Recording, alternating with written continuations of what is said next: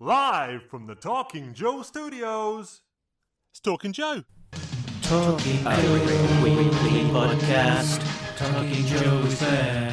Talking Joe thought we would last. Talking Joe is there. Find each other like a married couple. Our podcast on the air. Talking Joe is there. Talking Joe is the code name for a completely untrained special podcast force. Its purpose, to produce a regular comic review show while breaking and replacing a series of presenters from across the world. Talking Joe. Talking Joe is there. Talking Joe. We are on our soapbox. Nobody seems to care. Fighting for fandom wherever there's trouble. The podcast on the air. Talking Joe is there. Talking Joe. Talking Joe.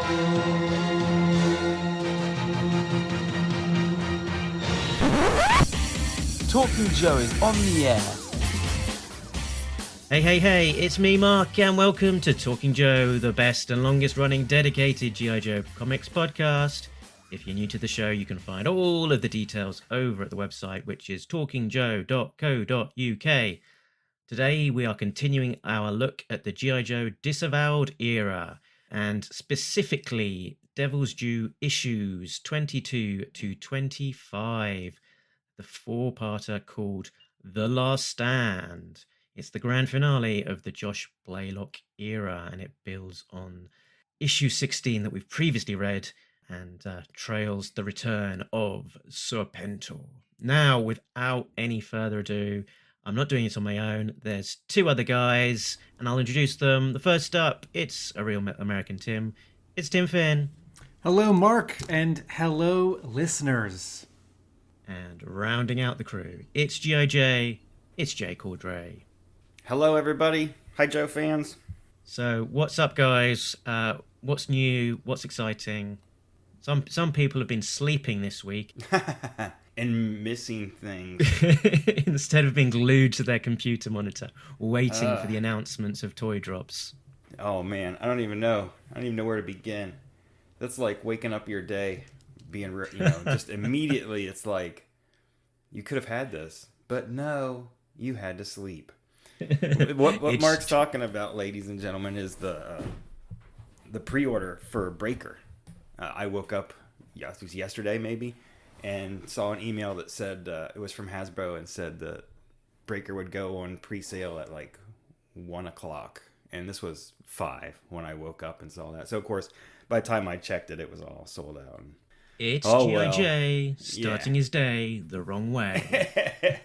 Well, when these ones were all announced anyway, if it says Target exclusive, to me that means eBay exclusive, because I live a long way away from my nearest Target. I never get over there, and I'm not going to make a special trip just to possibly find an action figure.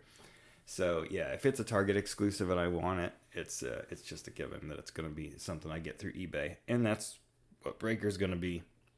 Well, I'm kind of fine with that, but it would have been nice to order it, just pre-order and not have to worry about it. I did manage to get all the other stuff that I wanted pre-ordered, so I'm pleased with that. Yeah, and the re-release of making more stock available of the likes of Major Blood now. That seems to be like the marketplace has been flooded. Anyone who wants him can have him. I think I was on Hasbro Pulse's website yesterday or the day before maybe, and at the top of every figure, it'll say like pre-order or sold out or something like that. And it said that, of course, with all the newest ones. But then there was Major Blood right there, and it didn't show that he was sold out. I mean, it looked like if you wanted to just click on Major Blood, you could order it, and there he was. Hopefully it'll get to the point where they're all like that. Most of them are on there, but not all of them are available. Patience is a virtue. I think, my ethos is either try and get it up front, and without too much stress, or wait, and it'll come around again. I've not dipped my toe into this latest lot, but I was in the end. I was swayed by the Snake Eyes and Wolf because Did it you was get like it? 50 bucks, and I was like, oh, that's too much. And then there was one store that had it for a little less, and I was like, well, if it's a bit less, then that's a bargain. And yeah, went for it. But it's still, yeah, it still seems like an awful lot extra just for a pet accessory, wolf. essentially. Yeah.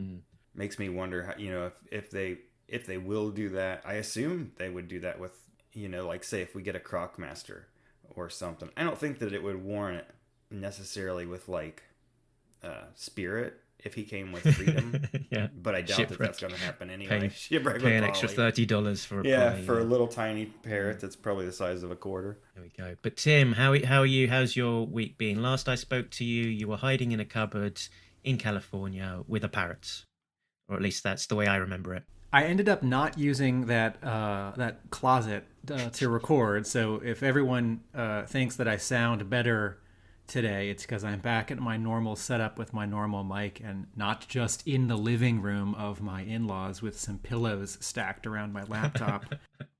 I did know you weren't in the closet. I just prefer to remember it that way. It almost worked, but based on sort of where people were sleeping, I didn't quite have access to that room without waking someone up. I have spent some time this week in my backyard with my cat, who likes to be outside when the weather is nice, on a leash.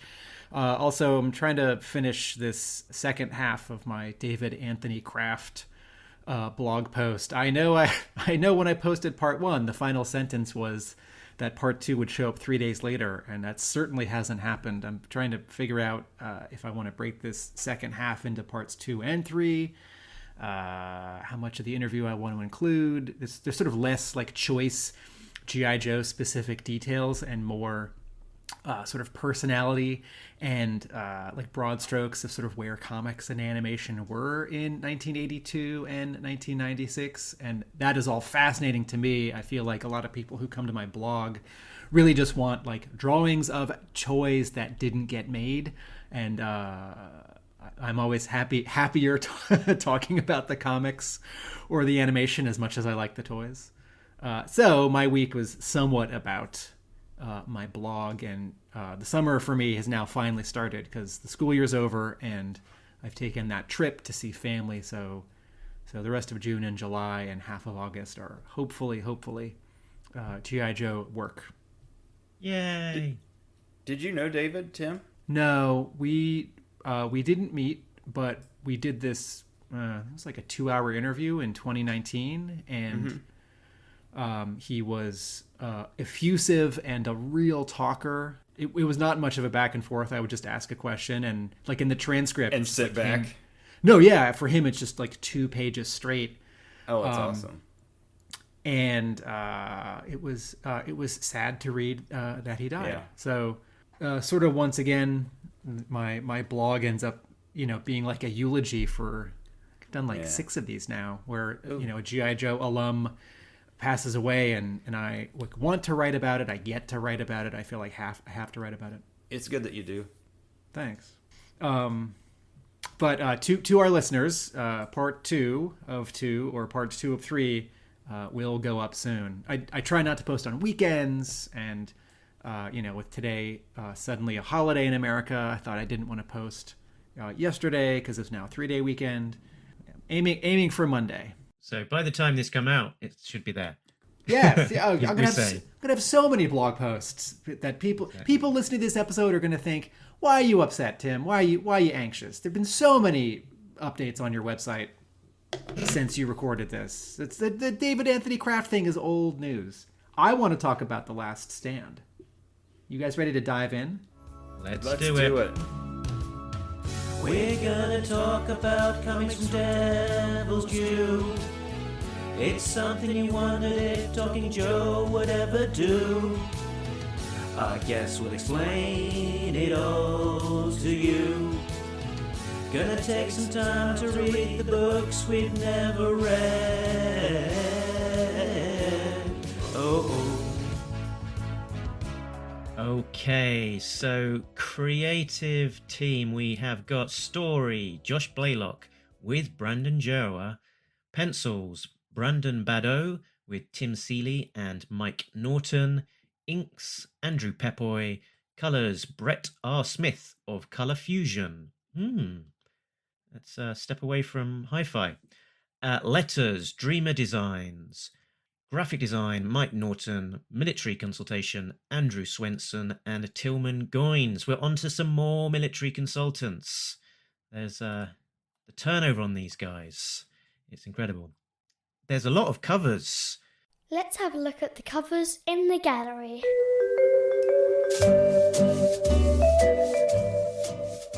So we've got 4 issues here, and each one has at least 2. So let's maybe not go too crazy on the detail, but we'll have a run through. So starting with issue 22, we have got a Michael Turner cover in colour and black and white, a cover C retailer exclusive, which has got Greg Horn art, and we have also got a cover D, which is a second printing, which has got the Brandon Badeau pin-up of Serpentor taken from the interiors. Any thoughts on this first cover, guys? Front covers, as far as these ones go, do we want to just look at 22 first? Because I can do that really quickly. I don't like number 22, the Michael Turner one. Don't like that one at all. And the Horn one actually is not too bad if you don't. I mean, if you're a fan of Horn's artwork, posing and camera work and everything is real good in that. The sunlight is a bit much, but that fits with the rest of the book because all the coloring in the book is a bit much. I hear Greg Horn followers are called Horn Dogs. That makes sense. And yeah, look at his Mystique covers and Emma Frost covers. I can see that. Or no, maybe that was Mike Mayhew. I don't know. Anyway, yeah, the covers for number 22, I'm not a huge fan of. I'll just talk about the sort of basic covers I have. Oh, I guess I do have a mixture of covers A and covers B.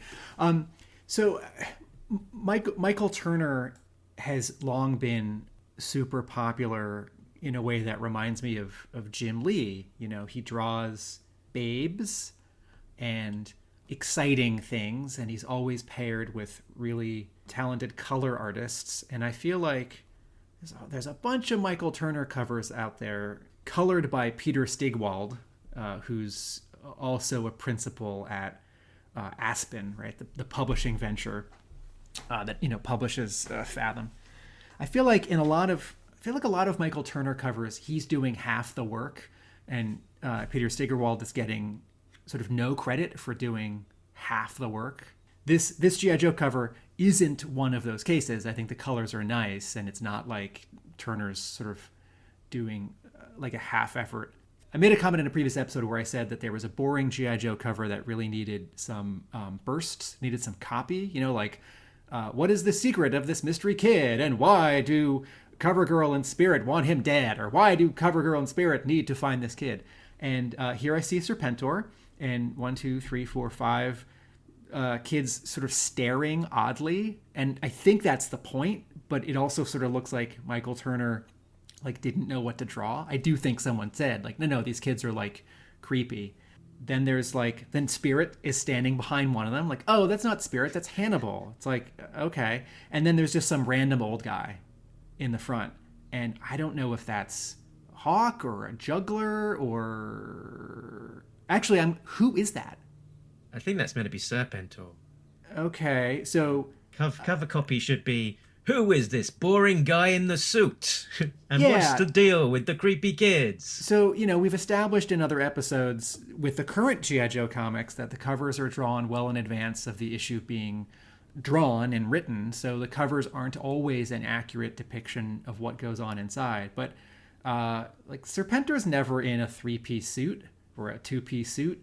Serpentor has black hair in this arc, and if you're gonna sort of put dramatic lighting on this guy in the jacket and tie on the front and put his face in shadow, and he's Serpentor, then what's the point of just having Serpentor behind him, right? So it's like if I bought a Punisher comic and the cover were 6 random city pedestrian bystanders just standing together, and another one behind them who's a little taller, and then who's a Punisher villain, right? Like Jigsaw, right? Like Jigsaw's face in the background, like looking menacingly over it, and the color's knocked back a little bit, right? The black lines of Serpentor here are not black; they're like a dark brown, and then they gradient on the bottom down to a light brown. So he sort of fades back. And then like Jigsaw's also in the foreground of the cover, just wearing a jacket and tie. I'd think, 1, where's the Punisher? 2, this is boring. Why isn't something happening? And 3, if it's a boring cover, why isn't the mystique or the allure or the mystery being heightened? So 1, for a Michael Turner cover, this is a waste. Like, it doesn't have to be Scarlet or the Baroness in like a Babe pinup, and I'm glad it isn't. But like, this was not money well spent, assuming that Michael Turner costs more than Brandon Badeau. It's just strange. It's a complete misfire. And I can see underneath the Michael Turner signature, it does look like it says Peter S. Yeah, that's him. So I think that is the colorist that you're referring to. The next cover is 23. So the cover A for that is Brandon Badeau again, with inks by Pepoy and colors by Hi-Fi. It's Serpentor at a plinth, and kneeling on the ground is Cobra Commander and Duke, seemingly captured, flanked by creepy kids in mini Serpentor costumes and Doctor Mindbender. I've got in my collection, I've got the wraparound cover, which is by Tim Seeley, and that's features the Saw Viper on the front, flanked by Coil Troopers with their sort of weird breathing mask thing, and on the back cover, Duke and Heavy Duty and a Fire Guy and Mindbender and Serpentor in the background. I think they did 3 wraparound covers for these four issues. This Brandon Badeau's cover A, to me, is his swan song. It's the last thing he draws for this series, short run, that's excellent, right? This cover is really well drawn, right? The camera's low, we're looking up at these characters. That's hard to pull off. Duke's a little too big. He's a little too like hefty, muscular, and a couple pages into the final chapter of this arc, on the inside, on page 3, we see Duke in what I consider proper Duke proportions, where he's knocked out in red. Okay, we've got creepy kids, but each of them is doing something, right? They're all looking somewhere. This cover is a bunch of people standing around with something behind them, and as compared to the previous cover with a bunch of people standing around and something behind them, this cover has drama. It has a little bit of action in Serpentor's pose. Everyone has different facial types, and Serpentor is giving a speech, right? So this is exciting for a pretty quiet cover. I don't quite understand the 2 like Matrix guys with the sunglasses. Like, are they in the story? Mm-hmm. Did I miss them? Are they part of the cloning? Who are those guys? You didn't miss them. Yeah, they weren't there. They must be special Coil bodyguards, I think is the implication. I'll note that we know that it's Duke on this front cover. He's missing his bandolier from his thing.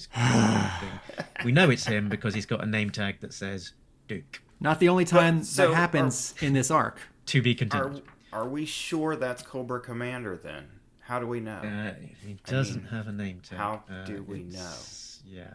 I just want to say one other quick thing. I love on the bottom center of this cover, all of the chords going up and then in behind the Cobra flag for the like the audio setup of this plinth, the microphones. Like, what a great little detail. All right, Jay, back to you. This cover is really great. You're right. It's great to see Badeau go out on such a strong note. It would have been so much better, really, just compositionally, even if they had left the 2 Matrix guys off, because then your characters would form a triangle leading up to that Cobra banner. I think it would work really well. I like this. I like how you said that the boys.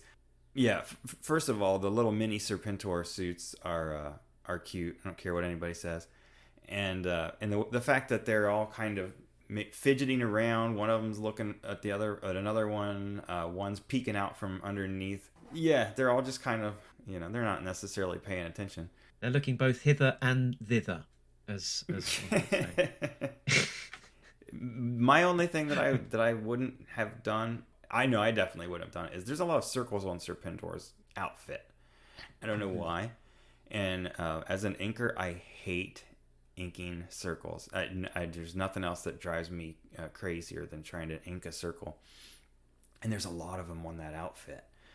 But other than that, everything looks great. And yeah, Tim's right. The power cords and stuff, the audio cables, although they're huge, that looks like what you would power a power plant with or something. All those great big those are some hefty microphones. cables. Might be some overkill there. And there's a lot of detail. Those there, details just fantastic. Not back in the background as well. There's a lot of work into that cover. I disagree with putting Saw Viper on the cover to the B cover, because that diminishes the surprise when he shows up in issue 24. And I read 23A cover, not seeing B cover until just now while we're talking, and I looked it up on the internet. So him showing up in the next chapter, chapter 3, was a big surprise and a wonderful surprise that would have been diminished had I read or seen the B cover. Very good. Okay, up next we have 24. Cover A is Brandon Badeau with inks by Andrew Pepoy and Brett Smith. It features somebody, Duke or Hawk, on a big mounted gun on the top of a Jeep, and someone to his left. I can't see it very well on my screen. Is that maybe Flint or somebody in a beret? I take your joke that we don't know if it's Duke or Hawk. Oh, it's Hawk, because his name tag says Hawk, and it is hard to tell who's on the left. They're sort of just all in brown. It sort of looks like a beret, so I guess it's Flint. This cover was ruined by the colors. The colors are completely fighting each other, and the colors are fighting the art. I can't tell if this is a good Brandon Badeau cover because the coloring is so busy and overdone. Like the texture in the sort of Humvee that they're driving, this like dirty green with black in it that's all like diagonal, and then like the glass that's got way too much white in it, and then the palm tree and the foliage behind Hawk's head, which for like a background element, like for some reason has to have all these dumb gradients, and like the smoke behind, like, you know, cover A image issue 24, like, and the fact that we can't tell who that is on the left, right? Like I can't tell if it's a white guy or a black guy. I just see a lot of brown with like very hot gradients on it, and then that muzzle flare from that gun, and then from the, I guess it's a heavy machine gun on the Humvee, like these high the colors in this cover are screaming at my eyeballs, and there's no place to rest, and so I just want to look away, right? Like it's like Hawk's glove and his wrist thing and his pouches. It's like no. Like things can be quiet, right? Like compare this to the coloring on the previous cover, where the background elements behind Serpentor and the two guys from the Matrix were knocked back, right? They're not full saturation. The outlines aren't black. And like, yes, there's some busy gradients on Cobra Commander and Duke in the foreground of 23, but not this busy. So, bleh. In conclusion, bleh. Love it. Okay. My review, this cover is terrible, and that's about all that needs to be said. Yeah, it's so strange to see. You'll see like incredible stuff from Badeau, and then the next thing you see from him is like just really not good, and this falls into that category. And Tim, you said it with the color, and I think that's going to be a theme as we get into the actual issues themselves. Is I think the color as a whole was a very big detriment to this story arc. On this particular cover as well, there's also Snake Eyes is actually in the cover, driving the Jeep, but the color of the windscreen is such that he's almost entirely hidden, particularly when you're looking at it as a smaller image like I was on the screen. As a comparison, there's a Mike Zeck Punisher cover from the 80s that Marvel reused a couple years ago for a variant. It's their, quote, hidden gem kind of variant where they just print some old art as a cover with new colors. And it's not a fair comparison because it's Mike Zeck, who's by then a veteran compared to Badeau and whoever colored this. And the Zeck cover is not very busy, but the colors divide foreground and background into 2 or 3 very clear and satisfying. Anyway, all right, so comparing 24A, which is the coloring is too busy and doesn't know what it wants, and the coloring to 24B, right, which is Tim Seeley redrawing Herb Trimpe G.I. Joe Order of Battle cover, or is it maybe a John Byrne official Handbook of the Marvel Universe cover? The colors there, colored by John Rauch. The colors there are much more quiet and desaturated, and it comes from the sky, right? It's an overcast day. The sky above and behind everyone is light gray, and even though for some reason Scarlett's got some like white hot, like bright sun highlights on her shiny shampooed hair, the color isn't like fighting. That said, I find the drawing in this cover a little boring, which I'll talk about later, because I find Tim Seeley's art unexciting, and there's comics art that's unexciting that I think is satisfying and gets the job done, and Tim Seeley's art to me is just unexciting. Yeah, it's a full-on cover. It's nice to see sort of a wraparound, lots and lots of Joes on there, so I can see that a lot of people finding that satisfying. What's funny for me about issue 24 cover is Hawk seems to have quite sticky out ears, and the jacket that he seems to be wearing, I think it looks like it's borrowed from a CoverGirl, perhaps. So well, there's a story there. Check out Scarlett's outfit with the fishnet and the choker. That's a little different. Yeah, I mean, she has been having that fishnet and choker Has she? at various points in the series. Yeah.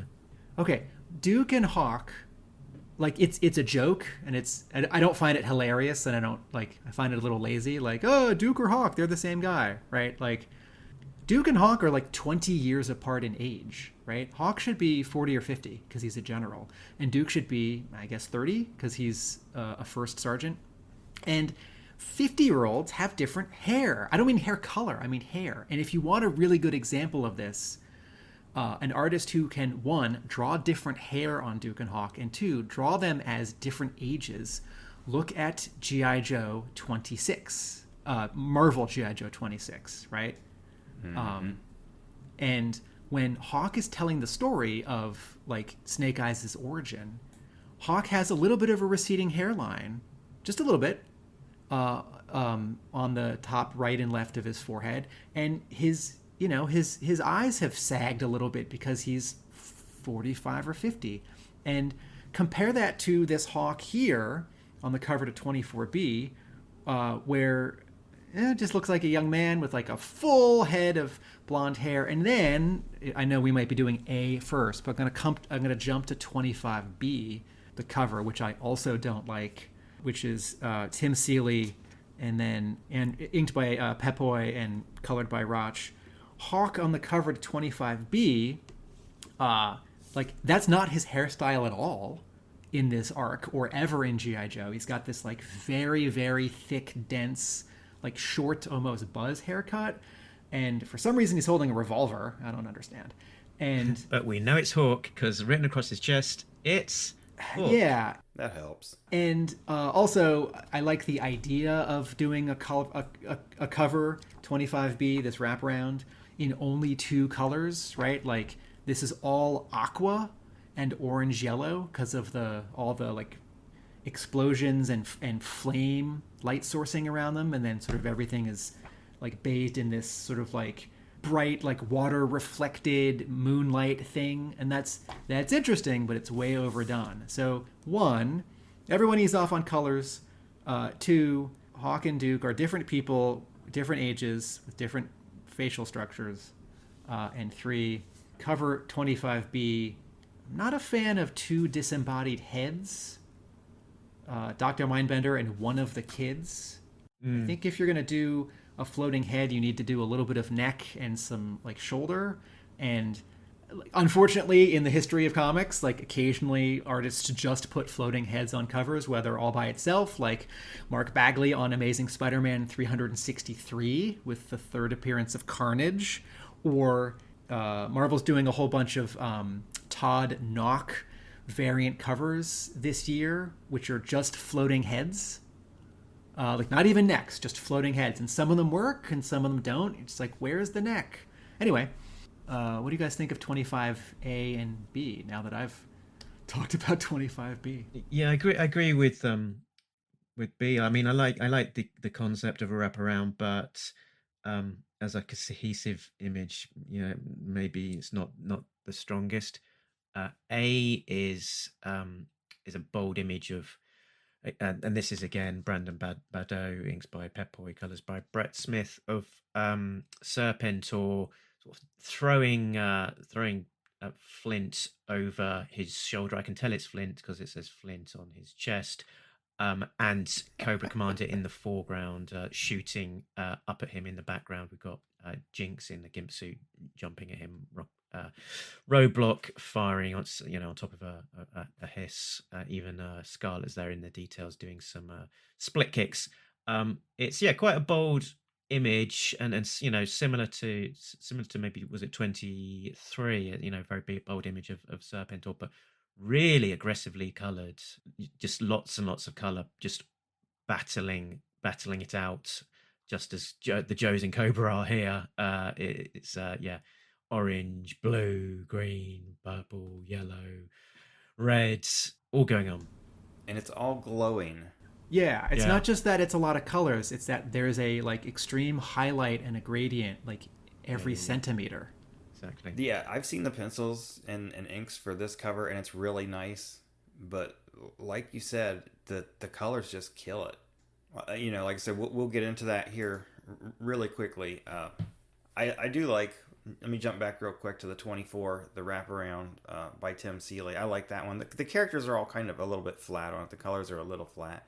But when you look at it compared to like the Badeau cover that we just looked at with the colors on that, it's much more appealing to the eye to have the more calmed down, not quite as vibrant color on something. So that alone makes it probably my favorite cover of all of these. And I think the other ones were just kind of plain.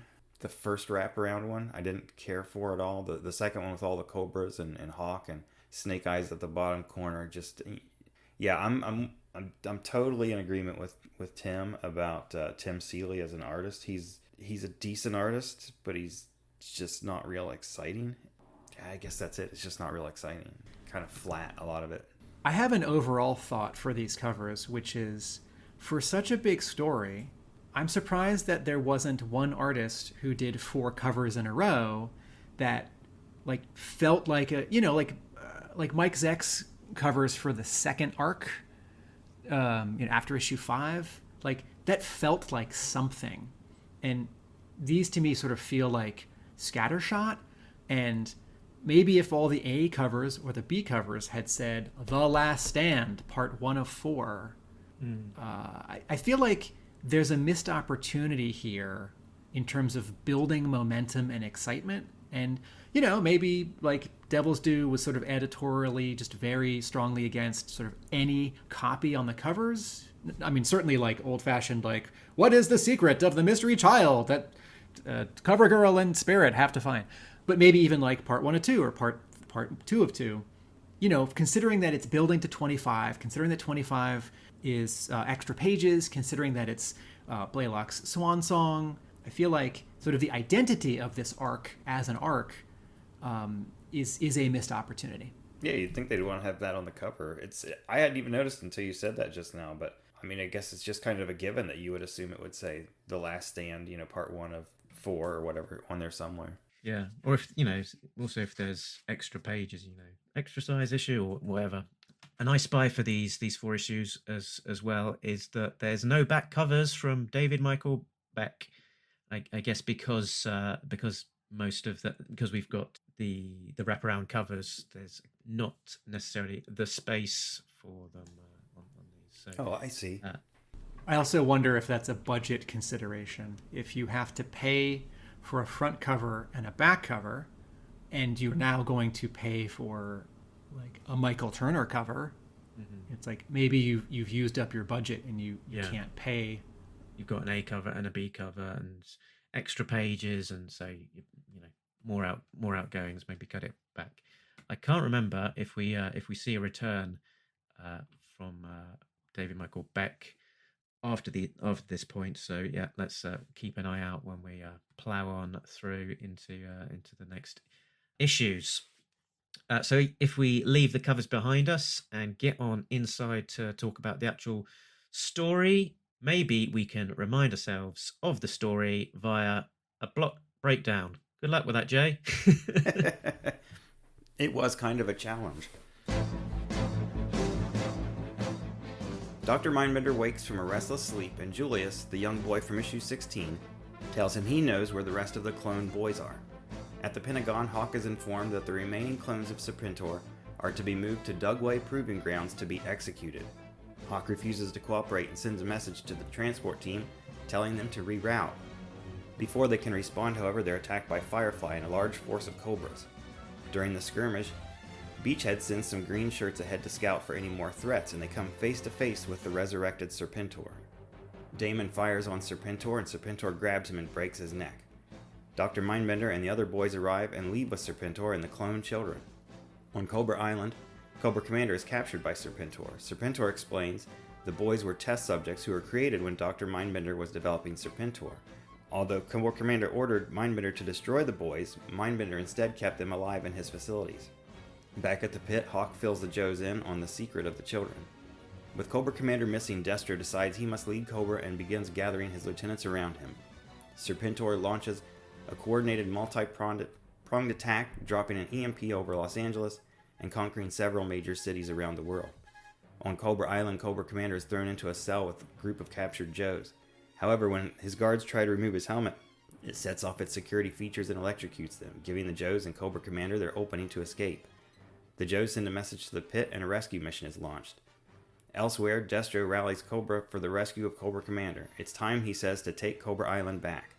An intense battle takes place on Cobra Island, which sees several Joes and Cobras killed. Finally, Cobra Commander and Serpentor face off in hand-to-hand combat. Eventually, Serpentor gains the upper hand and Cobra Commander surrenders. Serpentor orders him to remove his helmet, and the commander does so, revealing yet another mask underneath. He hands Serpentor the helmet, which is rigged to explode. Serpentor goes up in flames, and Cobra Commander kicks him off the launch platform onto the rocks below. So my top-down reaction is that this is an ambitious story arc with a lot of action and a lot of characters. I like seeing a lot of Joes, and I had been wondering if this moment would come when Hawk says, activate all the Joes, right? Because this series has been running with this idea that, you know, only a few of the Joes can be on the team because of like budget or because of just, you know, it needs to be a small, nimble squad. And it's exciting when Joe and Cobra and Destro and like Serpentor's faction, you know, when you have more than just the normal two factions fighting, and you also have sort of the Dreadnought faction. And this arc, in some ways, it's a mirror to the initial arc for this series, issues 1, 2, 3, 4, where there's a big fight, there are lots of factions, too much happens in 4 issues, and the stakes are really high.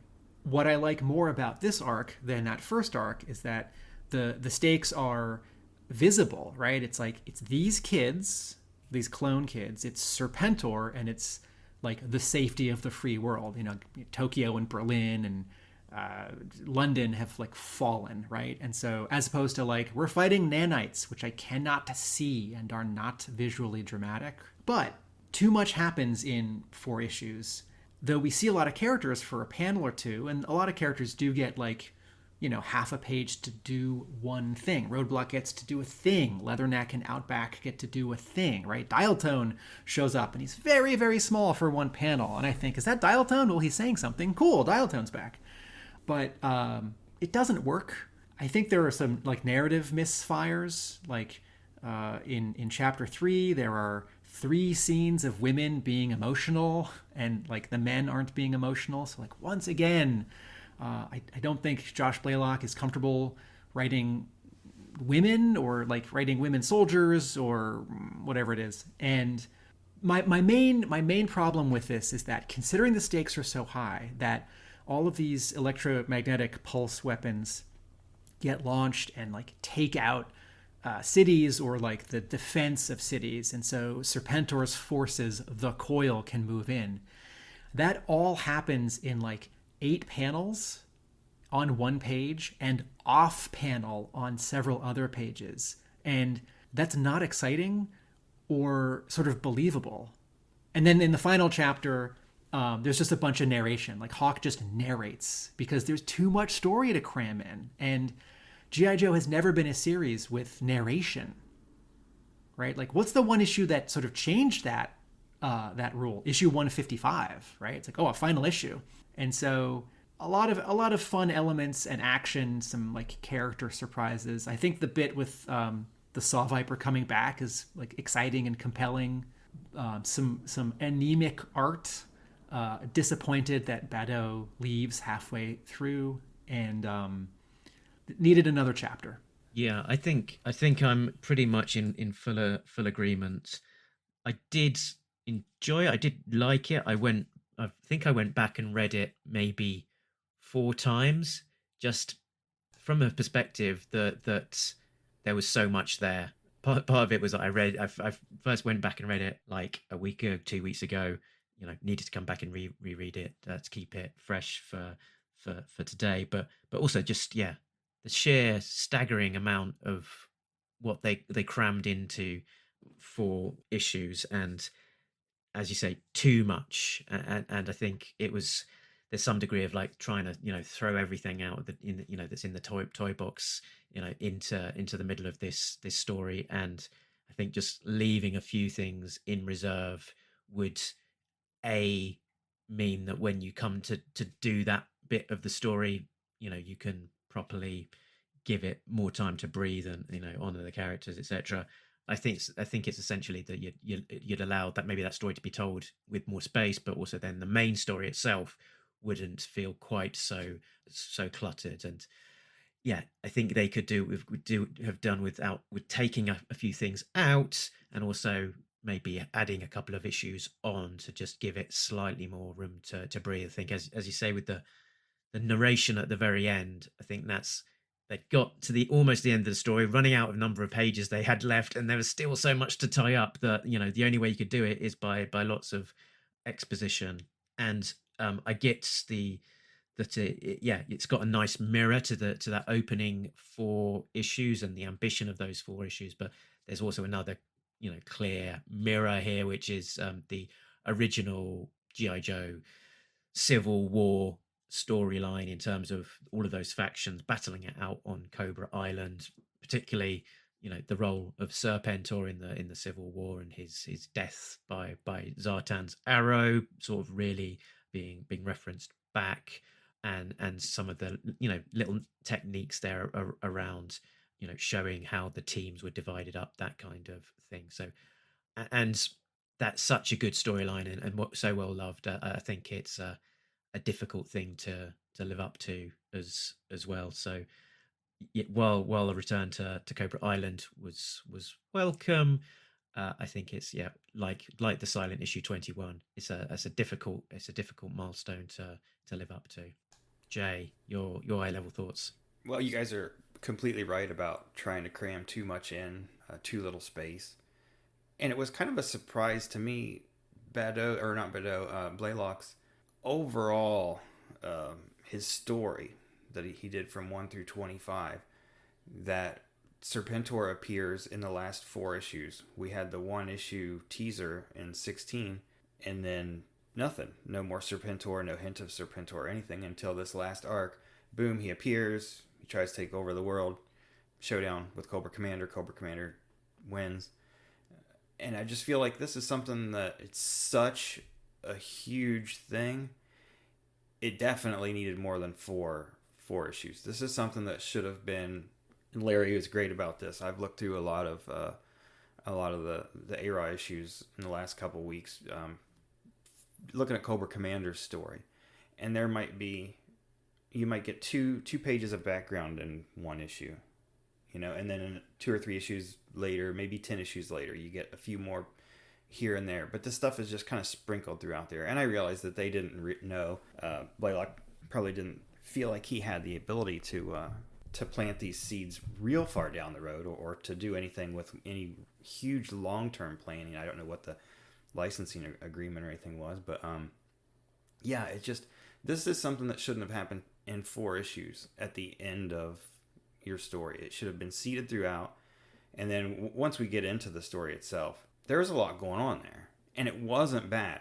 And this has kind of been an issue with Blaylock for me throughout the whole thing. His basic plot and a lot of his story direction is all really good, and then it just kind of comes down to maybe it's the artist is not up to the material, or maybe the scripting is not the best. But I mean, plot wise, I liked it. I did think that there was a lot that was good about it. That final issue though was rough. So much stuff happens. This city gets destroyed. This city gets destroyed. Like you said, it's all off panel. You're like, this would look awesome if I could see it. If I could see that this stuff was happening. What was it? It was Retaliation, where they dropped the big tungsten rod or something from the atmosphere and destroyed London. And that looked amazing. If we'd had one moment like that in this story, it would have been helpful. But I don't think that we did. We didn't even have one thing like that. The closest thing we had was like some airplanes falling out of the sky, which was awesome, but it wasn't enough. And my big issue, we kind of touched on this during the covers. For me, what really ruined it more than anything was the coloring in this arc. And Tim actually said, talking about one of those covers, I think you described it, Tim, as saying your eyeballs were bleeding. This artwork is hard to look at. I mean, you look at like this compared to any issue from the original ARA run, and it's like, whoa, you got too much stuff going on there. Too many bright colors, too many gradients. It's just all over the place. Every one of these pages is, it's just hard to look at is the best way to describe it. And that, more than anything, probably takes this story down a lot.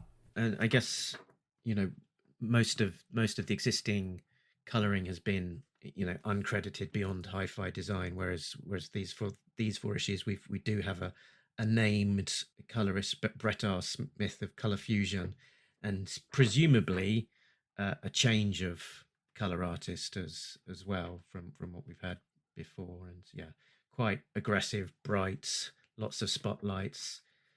If it had a bit more of a subtle touch to it, the look of it would have been significantly different. Yeah, just toning down some of the color throughout it would have improved it greatly. Wouldn't have saved it, but it would have been a big improvement. There's a thought exercise that I think people who are unsure about, people who just read comics, who are unsure about sort of good color, bad color, or colorists who are considering testing themselves. This doesn't solve every problem, but as an exercise, I wish that we could all take a bunch of pages, and it's okay, the rule is the character in the foreground or the characters in the foreground can be colored aggressively, but your backgrounds have to all be flat. Your wall behind them has to be one gray, or your trees and forest behind them has to be one green and one brown. So there's a couple pages into the first chapter. Snake Eyes is, page 11. And my note is, this is what I mean by overcolored, no place to rest. So the bottom half of the page is this really powerful Brandon Bedeau, straight on shot. And he does a lot of straight on shots, and I still think he needs to put his camera higher up and point it down more often. I think his storytelling is, throughout his issues, hampered, where he's drawing. None of this stuff is easy, but he's drawing the least hardest camera angle. All right, so Snake Eyes is coming at us on this motorcycle, and behind him is a tank, some anti-gravity pods, and a sort of stun. And he's drawing aggressively. Lots of detail and like bits in the costumes, right? Lots of speed lines and explosions and smoke. And then there's this really dumb like motorcycle design that we've seen before, which has 6 front headlights. It's like, okay, maybe you could do 3, or maybe just have like one big headlight that wraps all the way around. It's the Spider Mirage. And then every single object and surface in this giant panel, which is basically a 2/3 page splash, has a highlight and a gradient to like a darker color or a shadow. And like even the smoke in the background, to the extent that like the stun motorcycle thing, I sort of lose that next to all that smoke. And then oh right, there's a bridge back there. So that's going to be sort of my example of like color gone wrong on the inside. I'm going to shift gears to a story thing that's not working for me, right? Because I feel like I've talked about color, and the two of you have now talked about color. I was never convinced by green shirts in the Devil's Due run from the beginning. I appreciated that there are some scenes where they get named and they have interactions with the established Joes. Who's the Joe who like takes out, what was it? Was it Paige Adams? That's right. That we didn't know who it was, and then Mark's like, no, she's from 2 arcs ago. She gets named here in the is it chapter 3 that has the, or is it chapter 2 that has the chapter 3 has a page of like how the teams are broken down at the very end, which does recall the original Marvel Civil War. Okay, so green shirts work in the cartoon because you sort of don't think about them. It's like none of them ever talk, and they don't sort of actively do anything. They're just like in the background, and they shouldn't be. It should just be like a smaller squad of specific Joes. But like, okay, I forgive the cartoon because the cartoon's a little silly. Blaylock and company try to make the green shirts work here, and they get named and they do things, and they show up in battle files. And the idea is that I guess they'll like become fully fledged Joes, with their own code names and costumes. And this arc sort of pessimistically proves to me that they were never intended to do that stuff. They're just here to die, because that keeps happening, right? Issue 22, page 15, page 20. Issue 24, page 3. Issue 25, page 2, right? Like, Smith! Like, I don't know who Smith is, and I don't care. Harrison! Like, okay. Even down to Firewall, where we've had some scenes with him and Damon, and I appreciate that the scene is like trying to build up his valor. It's like, well, he's just a computer guy, but like he grabs a gun and he's like going for Serpentor. But when I was a kid, I thought that killing Joes was something that should happen in the comic. And when it happened occasionally, I thought it was powerful. Mangler, Cool Breeze. When it happened all at once in issue 108, 109, I was upset and shocked because I don't sort of understand that scene, and it just hurts, which I think is the point. But a bunch of Joes that I don't know and don't care about die here, practically off panel, and they die in like upsetting ways. It's like, oh, they're 2 green shirts in a locust, which is hit by an electromagnetic pulse. It falls, just free falls, and explodes in like downtown LA or Chicago or something. Like, I find that a little pessimistic. I guess two Joes do die. Is it Mainframe and Flash Chuckles and okay, so all right, so Chuckles gets killed with a knife or a dagger, and the other 2 Joes sacrifice his chest or something. Oh, thank you. The other 2 Joes, like, they don't make it out, and the bomb goes off, and they take out the Cobra weapon. So it's sort of 2 things. I don't think you should kill Joes. In the recent IDW run, when Joes have been injured, I'm worried, because I feel like the writer of that series has now written 300, 400 G.I. Joe comics, and I don't think is ever quite going to retire, but it's like, might be closer to the end of his G.I. Joe writing than the beginning of his G.I. Joe writing, and maybe he's going to take a few characters out sort of as a punctuation on his long association with the brand, right? These deaths feel cheap too under-considered. And the fact that Chuckles dies sort of in the same way as Xandar, like, sort of in silhouette, and like, I don't think you should. I don't think you should kill characters, even if they're too many. And when I was young, I thought that was cool, and now that I'm older, I think that it's sort of a trap. And I think sometimes it can work, and sometimes it can be well done. So certainly in Hammer's run, he has killed some characters, and it has been done incredibly well, and it has been very much fundamental to the story. I'm thinking of maybe Sneak Peek's first death, or Cool Breeze, or even in the IDW verse, they've killed people off in the Cobra series, and it's been done very well. But it's been done through building up a character so that you actually invested in them, and also taking the time to have that scene where they die have heft. So for example, here where Chuckles is being killed, he literally appears on one panel only to be killed on the next panel. It doesn't have enough time for that scene to, or even that character to have any heft, because he's not been in this story, and it, there's even a question mark as to, is he dead? Was that him being killed? Similarly, Flash hadn't appeared in this series really at all until being introduced just for a few panels, only to be exploded here. And the to put a pin on my final thoughts on the deaths was those poor green shirts that died. There's a scene where Lady J is reeling off their names. Agents Lau, Ward, Smith, and Rosen were all killed in combat. Enemy casualty. What? Oh God. Now we have 5 confirmed dead. They just found Damon. And it looks like Lady J is only now getting upset because actually it's a names Joe, Damon, that they find out has died, rather than an anonymous and disposable green shirt. Yeah, not the greatest. And can we say disposable? When we're talking about death in this comic, wow. Yeah, my favorite moment probably of issue 22 was when Serpentor killed Damon, because I didn't really like those characters. And, Serpentor's like, and I was like, yeah, now we got one down, one to go. But then the other one steps up, and she actually has one of my favorite lines of dialogue in one of the next, issue 24, when she's got Cobra Commander. And she has the gun pointed at him, and she says, "Give me a reason, please." But I have lots of favorite lines of dialogue, so I'm throwing that one out there now. But yeah, so Damon gets killed, no loss there.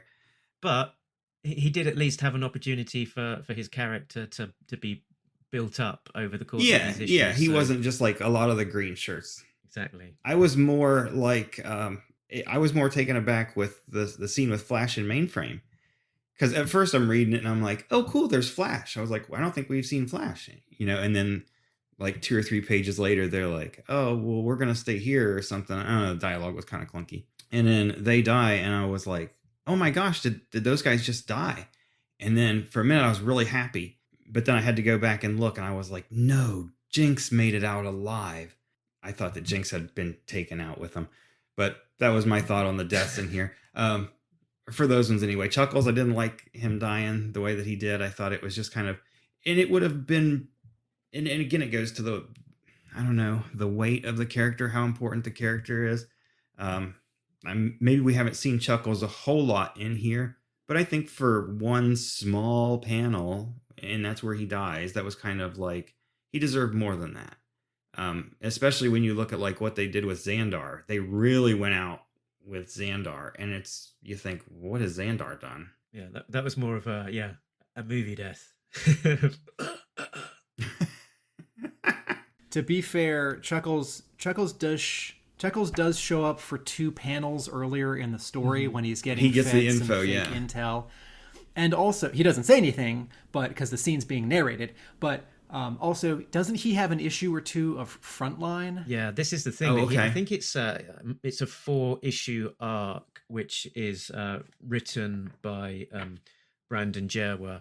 The arc that makes his name and gets him the gig in the book, and that's kind of what feels a little bit sad about the throwaway nature of the death, is that he's finally had his chance to, really have a good storyline in the front line arc, really some time in the spotlight.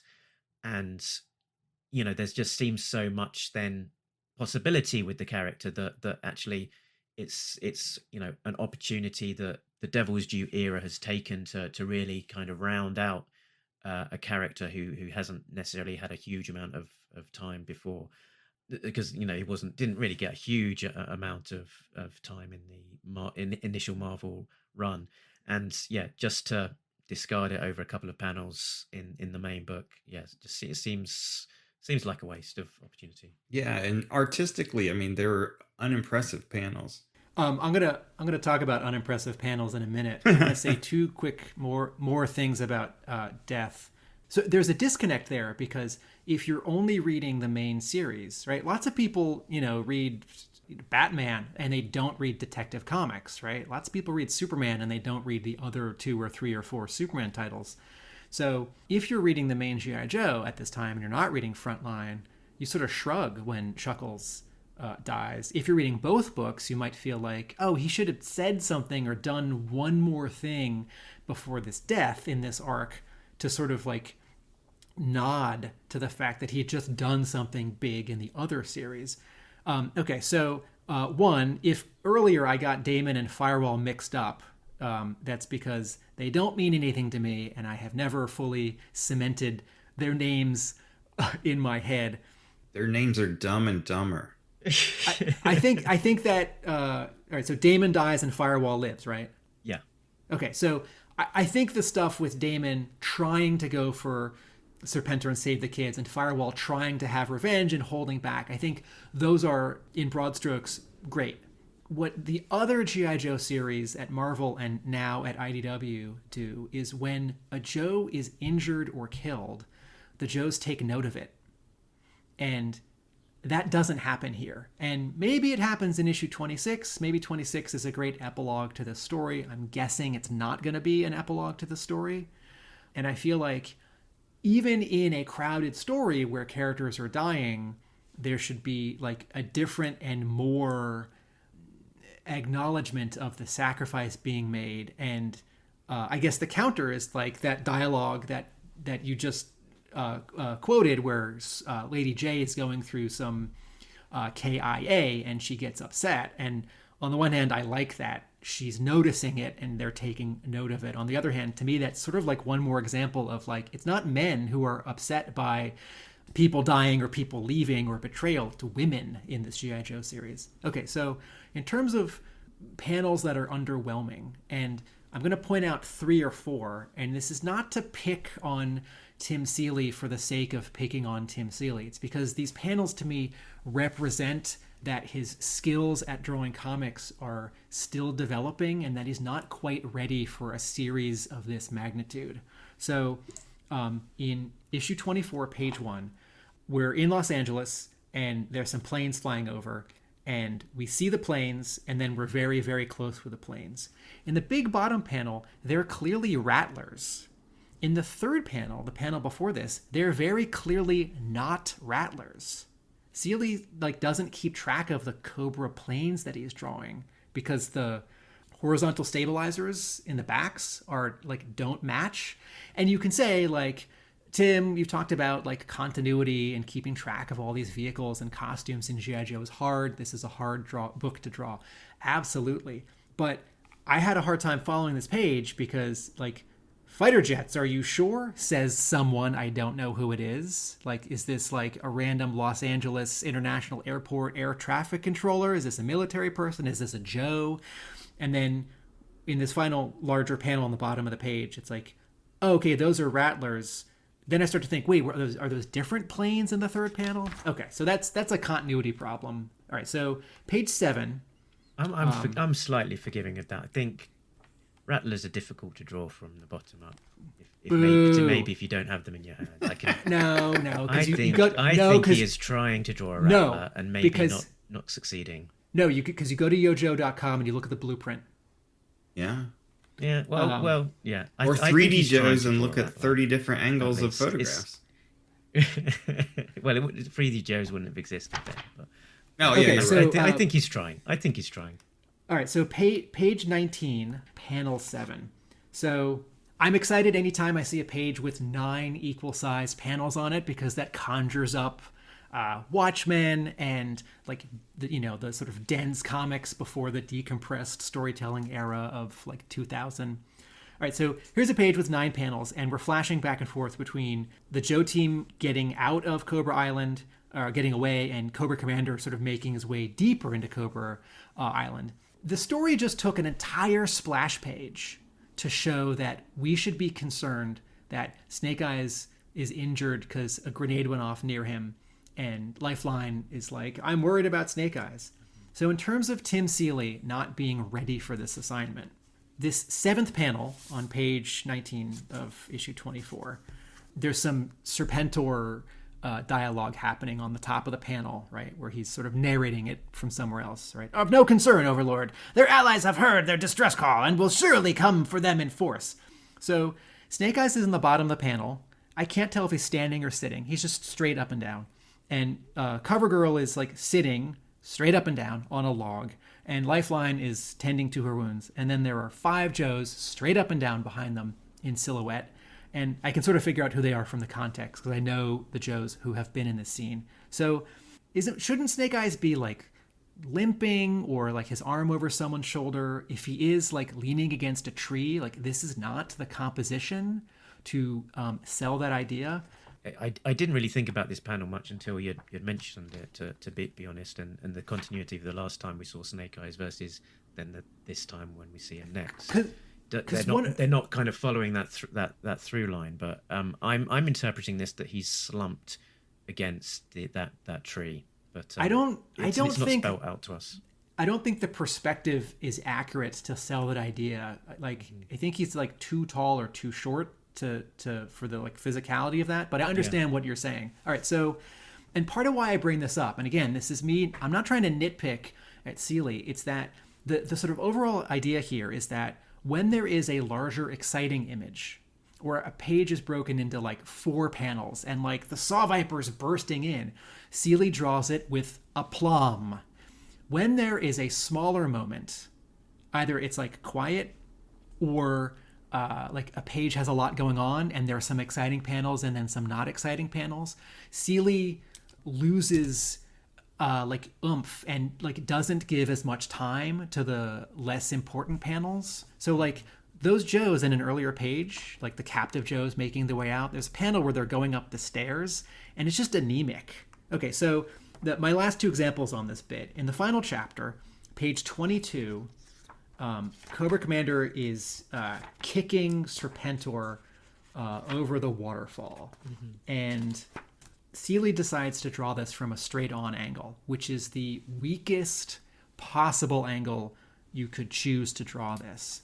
There are some actions which really just want to be shown in profile, like straight left, right, and this does not pass the silhouette test, right? When you're drawing like characters, when you're drawing poses, you should generally be able to tell what you're looking at if you were to black out a character and just be looking at their silhouette. Like think of if you're drawing like Batman, if Batman's like crouched on a gargoyle, it's just going to look like a ball with horns.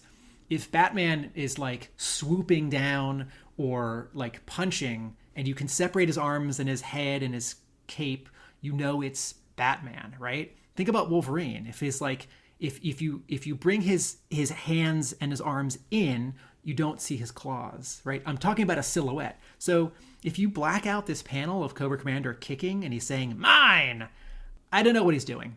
And then it happens again 3 pages later on the bottom final panel of page 25, where Mercer and Duke are coming in and Duke is kicking a door down, I guess. And Duke is just drawn like he's standing straight up and down. And there's like a floating boot that's aiming toward us that's between the door and Duke. Because I think Duke is kicking the door down, but he's not drawn like he's leaning back, like he's thrusting his leg forward.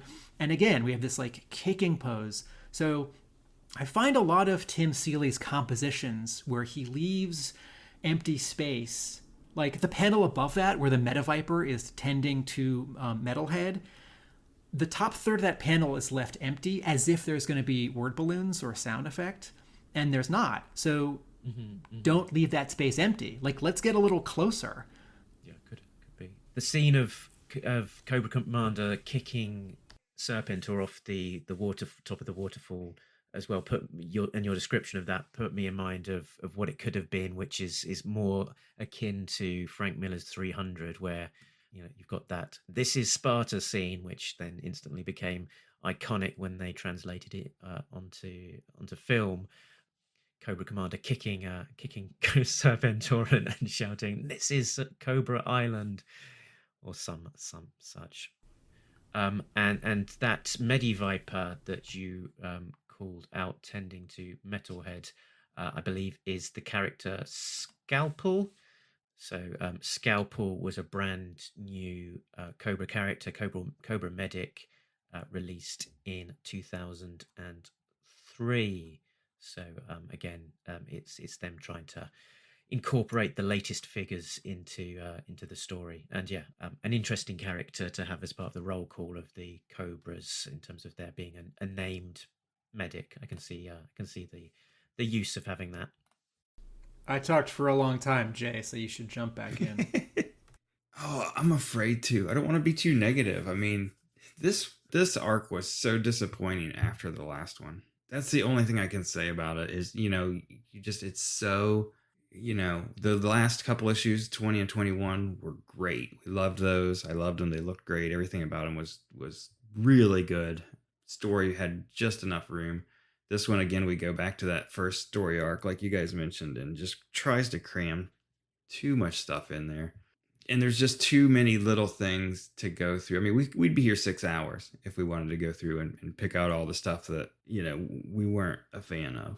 The single thing that made the story too cluttered for me and sort of just took me out of the story was the story component around Serpentor seemingly coming out from nowhere and then trying to take over the world over the series of just a number of small panels. And like I said, he's just boom, 4 issues. Oh, here's Serpentor. Wow, he just practically nuked Los Angeles. He did all this stuff, and you're like, this needed to breathe a little bit. We needed to have the return of Serpentor take a while. And really, what's the end game there? I mean, he's going to have a relatively small army that he's built up, and maybe he's got a particularly amazing EMP device that can give him a short-term advantage.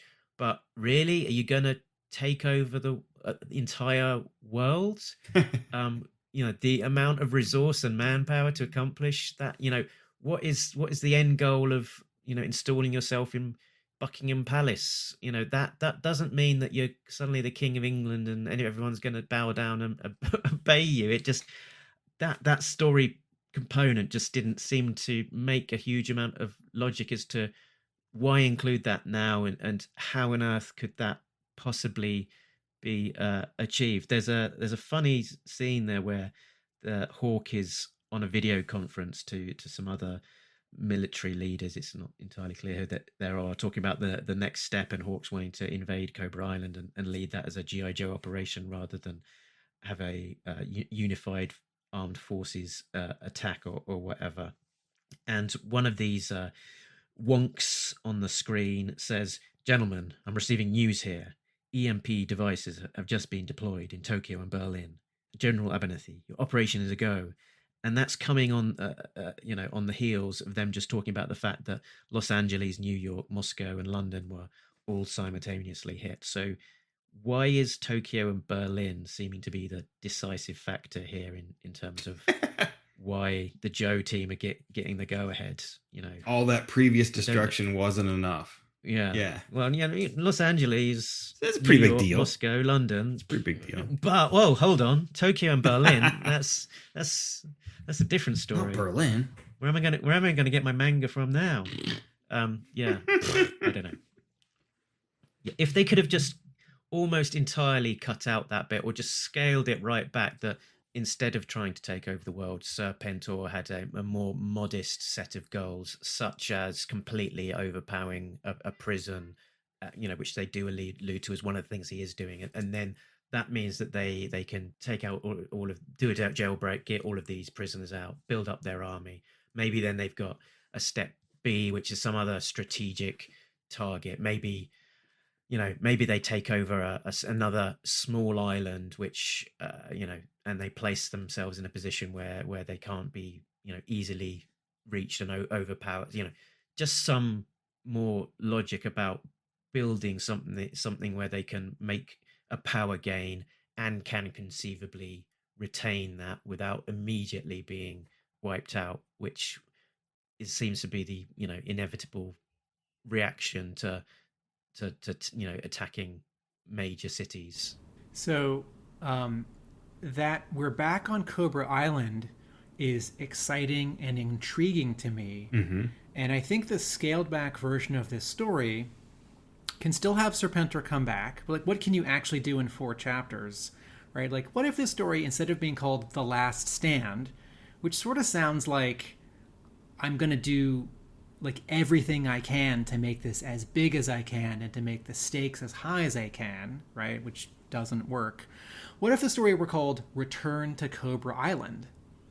And as Mark just laid out, like Serpentor he's not trying to take over like 9 American cities and also Cobra with this like Deus Ex Machina, like we've been working on this all along. Like I have this other hidden Cobra army that's like ready to work for me. And also here's the Overlord.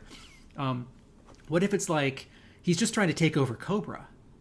So he captures Cobra Commander and puts him in jail, or Cobra Commander then gets away and he takes over Cobra Island, and then sort of going forward you can have this sort of split Cobra, which is like regular Cobra, maybe run by Destro, maybe run by Cobra Commander, versus the Coil versus G.I. Joe, as opposed to these cities which are not like narratively clear but not narratively satisfying.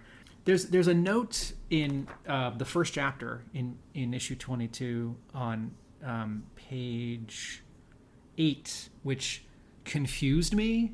So Hawk is talking to I guess the jugglers, and one of them says, "It's not exactly what we." One of them says, "It's not exactly what we had planned." Abernathy says, "Excuse me," and the other one says, "I'm sorry, General. You've been outvoted on this one. The children, they're dangerous.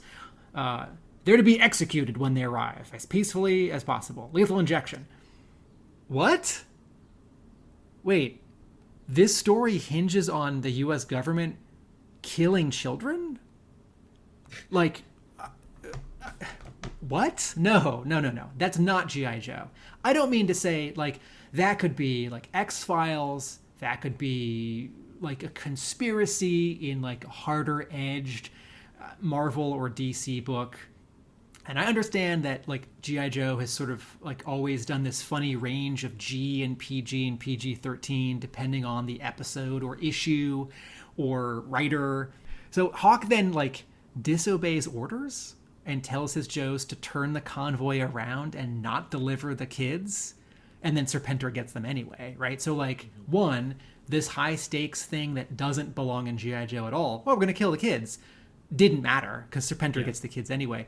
And two, I feel like, considering that this comic spent an entire issue where a team of Joes do this, like, X-Files mission to go find this mystery kid, like, this is such a throwaway line that is, like, artificially adding stakes that, one, as I said, don't fit, and two, don't actually matter. And if it's going to be in this needs to be a bigger deal that the Joes are, like, fighting for these kids. But the kids become an afterthought once Serpentor gets them. And whereas before, Mark and I were sort of separately, like, pulling parts of the story out to make it work better, I don't love that, like, the Coil has been there all along and Serpentor shows up and, like, takes over, but it's exciting. And, like, I'm never entirely clear on how big G.I. Joe and how big Cobra are. So why not another, like, army? It's like another 500 tanks, another 7,000 soldiers, 17,000 soldiers. Sure. Like, it's a cartoon. Sure. But my problem with the kids is that they don't add anything narratively to the story. Considering how one of them was built up in that issue where the Joes are looking for him, and that they're on the cover to 22 and my cover to 23, And there's that moment later on where there's a full page splash in the final chapter where Serpentor is like sort of telepathically talking with them. So it's like tell me about Hannibal. I can't tell you about Hannibal. He's older than the other clones, and he likes Serpentor, and he paints, I guess. Tell me about Julius or Attila. I don't know. What do they do? I don't know. But they're on that cover. They're on that cover wearing those cool like little kid Serpentor costumes. So I think what this story needed was not to have the kids, because they don't add anything. And if they're not there, then the Joes can just be like shocked that Serpentor is back. And Serpentor can just like, then when he introduces the Overlord, then it's like, then it's more honed in.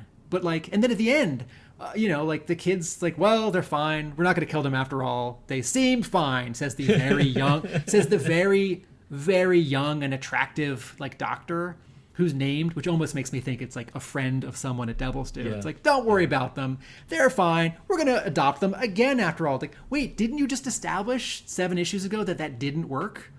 And then like, there's this like Ken Rich, PhD, has got no credibility to be diagnosing these kids and say everything is fine. Weren't you going to kill them? Apparently, 3.5 issues ago. It's fine now. It's fine. So I think so we've compared this arc to Reinstated. Oh, can I before you move on? I just when you mentioned General Winters, you sort of my spidey sense started tingling. I recognize that name. We've heard that before, and that was back in at the end of issue 14 at the 13 the Wonky Bat. Oh, sorry, the end of issue 13. Malfunction story arc. At Malfunction, that was because we had that whole scene where Winters is talking to Cartwright, and we're going, who, where are they? And Winters is sort of got a bald head and no moustache, whereas the Winters we're seeing here has got a fine set head of hair and a nice bushy moustache. So slight bit of continuity there that was missed. We've compared this to Reinstated, the first 4 issues, right? Because it's Blaylock doing a lot in 4 issues, and then the stakes are high, and then too much happens in the final issue, and it relies on narration to finish. We've compared this a tiny bit to the original Cobra Civil War in the Marvel run in the 70s. I haven't reread the Return of Serpentor in the IDW run. I haven't read it since it came out. But sort of academically, I feel like it's worth saying aloud. That's another comparison to be made. And also, Arise, Serpentor, Arise, which is the 5-parter in 1986 in the TV show that introduces Serpentor. And then so I'm putting a period on that point because I don't want to go into those because I haven't rewatched Arise, Serpentor, Arise in a while. But something that I do like here is because I've said a lot of things that I don't like. Something that I do like here is that Blaylock is bringing in a lot of points of continuity. So the Saw Viper, which I mentioned before, flashback to the Cobra Civil War and how Zartan dispatched Serpentor originally. And Mercer shows up. This is exciting, right? Because Mercer never showed up in the Marvel run. Very much one of the characters that sort of belongs to the animation, and I don't think Larry Hama is like interested in bringing in that character. Here he does something similar to what he does in the animated movie, which is as an ex-Cobra, he gets them into Cobra. And I always liked that character, and I always felt like that character could and should do more, so it's exciting that he shows up here. But could and should do more here. Yes. He gets 4 panels to do something, and in the shorthand, it's like, oh, I know Mercer. He's that ex-Cobra who in the animated movie gets them back into Cobra, and that's what he does here. So it's like relying on sort of information that I already know. Because, there's no scene where, like, it's like, I want to introduce you to Mercer. I want to reintroduce you to Mercer. Like, oh, I still don't trust you. Because there's no other... Anyway, then the other thing that Blaylock does is he brings in the Overlord. And this was always a question for me as a kid, because the toy line tries to position him as another replacement for Cobra Commander, and maybe he was going to be just another Cobra Commander. If you look over some of the like toy development, you know, the toy doesn't have to necessarily each year that they're cranking out new characters and vehicles contend with like, does this work? Does this make sense in the story? That's for the show people and the comic people to figure out like after the fact. It's like, here are the new toys and make it work. And the comic book sort of reacts by not introducing the Overlord. He shows up for a couple seconds of animation in the toy commercials, but otherwise he's not in the show. So Overlord has never shown up effectively. And there's the Overlord, the evil new Cobra leader in the Dictator tank. And when it splits in two, it's twice as vicious. But are the Rage and Dictator tough enough to beat G.I. Joe? A real American hero! It's G.I. Joe! Cobra Dictator tank comes with Overlord, Cobra Rage sold separately. Now collect Joe and Cobra Command rings, free in special packages. I think it works here that he is a general for Serpentor, and it's fun. Where a character shows up again, like Mercer, like Overlord, and it's important, and I want to get your take on this, the two of you. How do you feel about Xandar and his role in this arc, Mark and Jay? Yeah, interesting. So he sort of comes slightly out of the blue. I mean, we've not seen Xandar in the book to date. I don't think we've seen lots of Dreadnoks. We've seen Zartan, and we've seen Zarana. And I think he's on a TV screen in issue 2 or something. Okay, maybe. And I guess seeing Zarana without seeing Xandar doesn't necessarily seem strange, because that is generally how Larry used the characters in the original Era run. It would typically be Zarana on her own, and Xandar only just really briefly appeared for his initial appearance, and then wasn't really used an awful lot after that. So yeah, I mean, good to have him in. He was given more time than most in terms of the disposable characters that we had killed off, but that whole arc just seemed too sudden, abrupt, a bit like the October Guard that died. Gorky. Yeah, just like Gorky's zygotic monkey there dying a little bit, sort of his heel turn and then dying quite abruptly. You know, Xandar's kind of arc seemed similar, sort of just very briefly introduced. A bit of a weird scene where Serpentor seems to persuade him of the reason that he should be following him, although he already is. Yeah. And then jumping out of the shadows and mistakenly getting stabbed by Zartan. It's just a little bit too abrupt, and just like, I'm sure there'd be an interesting story for having Mercer being introduced and us finding out more about him, rather than using a shorthand of, hey, you remember that toy? You remember the guy from the movie? And there being an interesting story there for Mercer to have a bit more time. If this story was less cluttered, maybe a couple of extra issues, that Xandar's story arc might have felt a little bit more satisfying. Like maybe if it were a long story arc, like 6 or 8 issues, or maybe even longer, and we had an entire issue just devoted to Xandar. But like you said, we haven't seen him at all in the series, I don't think. And then for him to just come out of left field in this last story arc, much the same way that Serpentor did, it just doesn't mean that much, because you're not given that much time to care about it. But the idea that Zartan killed Xandar, I kind of liked that. I liked that whole scene, and Xandar or Zartan's realization that what he just did. Probably could have done without that last line of dialogue from Zartan where he's like, round up the troops, we're leaving, or something like that. But then that lets Destro later say, well, if it weren't for Zartan leaving, I suppose if Zartan hadn't said, all right, we're packing up, we're gone, then maybe when we read the line by Destro, we'd have been like, wait a minute, Zartan left?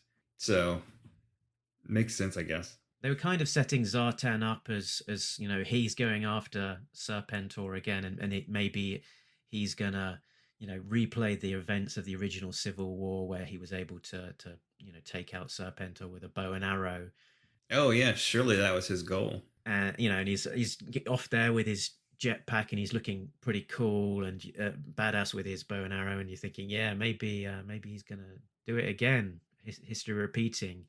and then this Xandar interjection just taking him completely off track of where he was intending to go and what he was intending to do. So maybe it's doing something from that perspective.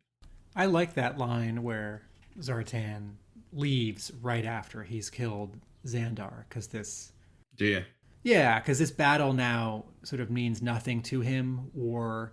Yeah, it doesn't mean anything to him now. He's got a worldwide network of like biker gang guys to run, and he's sort of been out of the Joe Cobra conflict since the first issue, and sort of only gets pulled back in because Cobra Commander and or Destro sort of make threats or promise things, including this very arc where Destro says, "No, I need your help because Serpentor will come after you if we don't take care of him." Mm-hmm. So in terms of character motive, I'm very hard on Blaylock's writing. In terms of character motivation, there are lots of things that he does that I like. I think those interplays are good. I think Destro is well handled in this arc.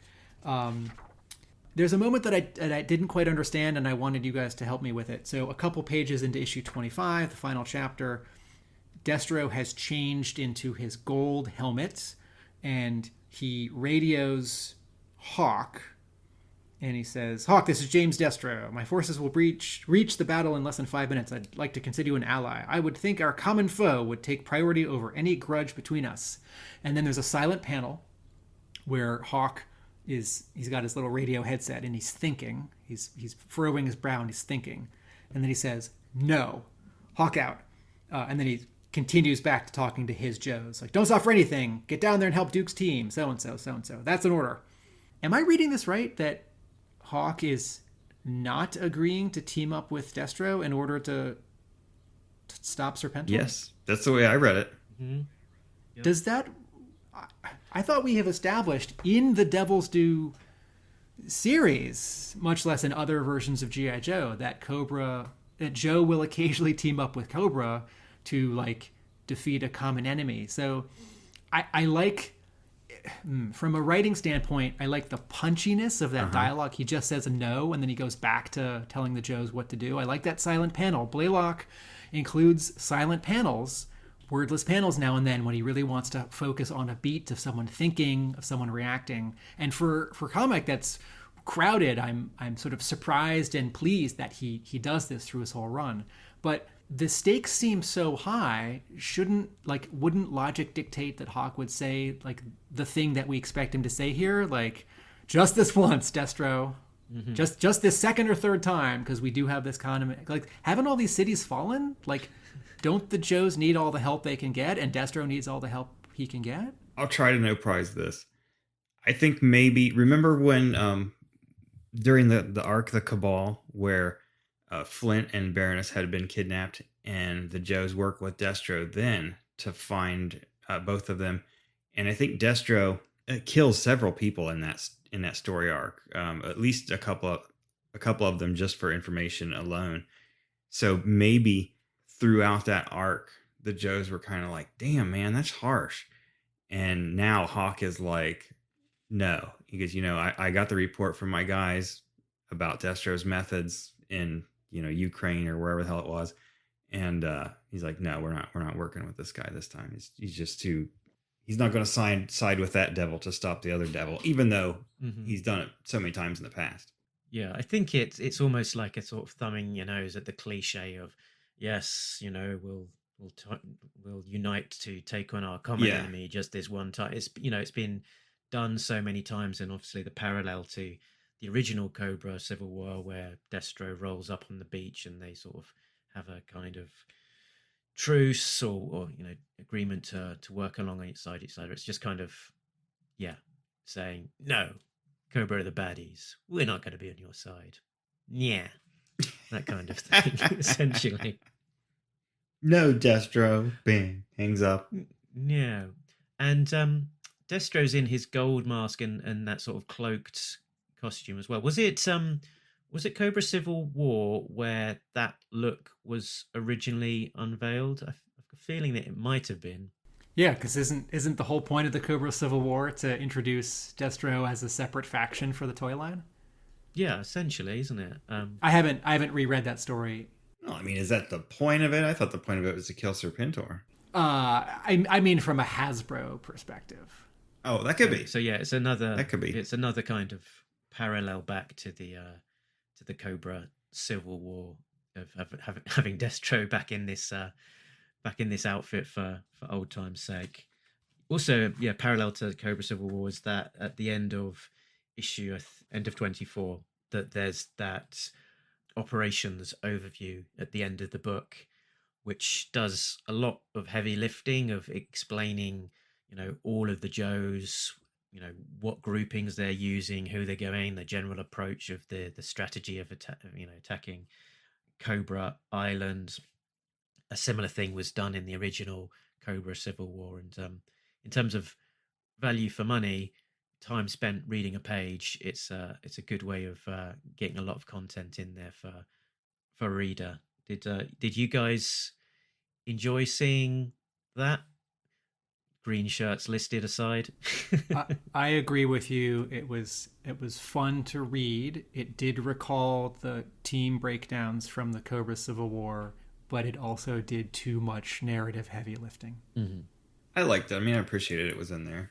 I don't have the issues in front of me. The original one, wasn't there a map of Cobra Island? Yeah. Mm-hmm. And it had almost like in the Family Circle where you would see a kid's progress traced through the backyard. You had arrows or family circus. Yeah, is that what I said? Bill Keene's.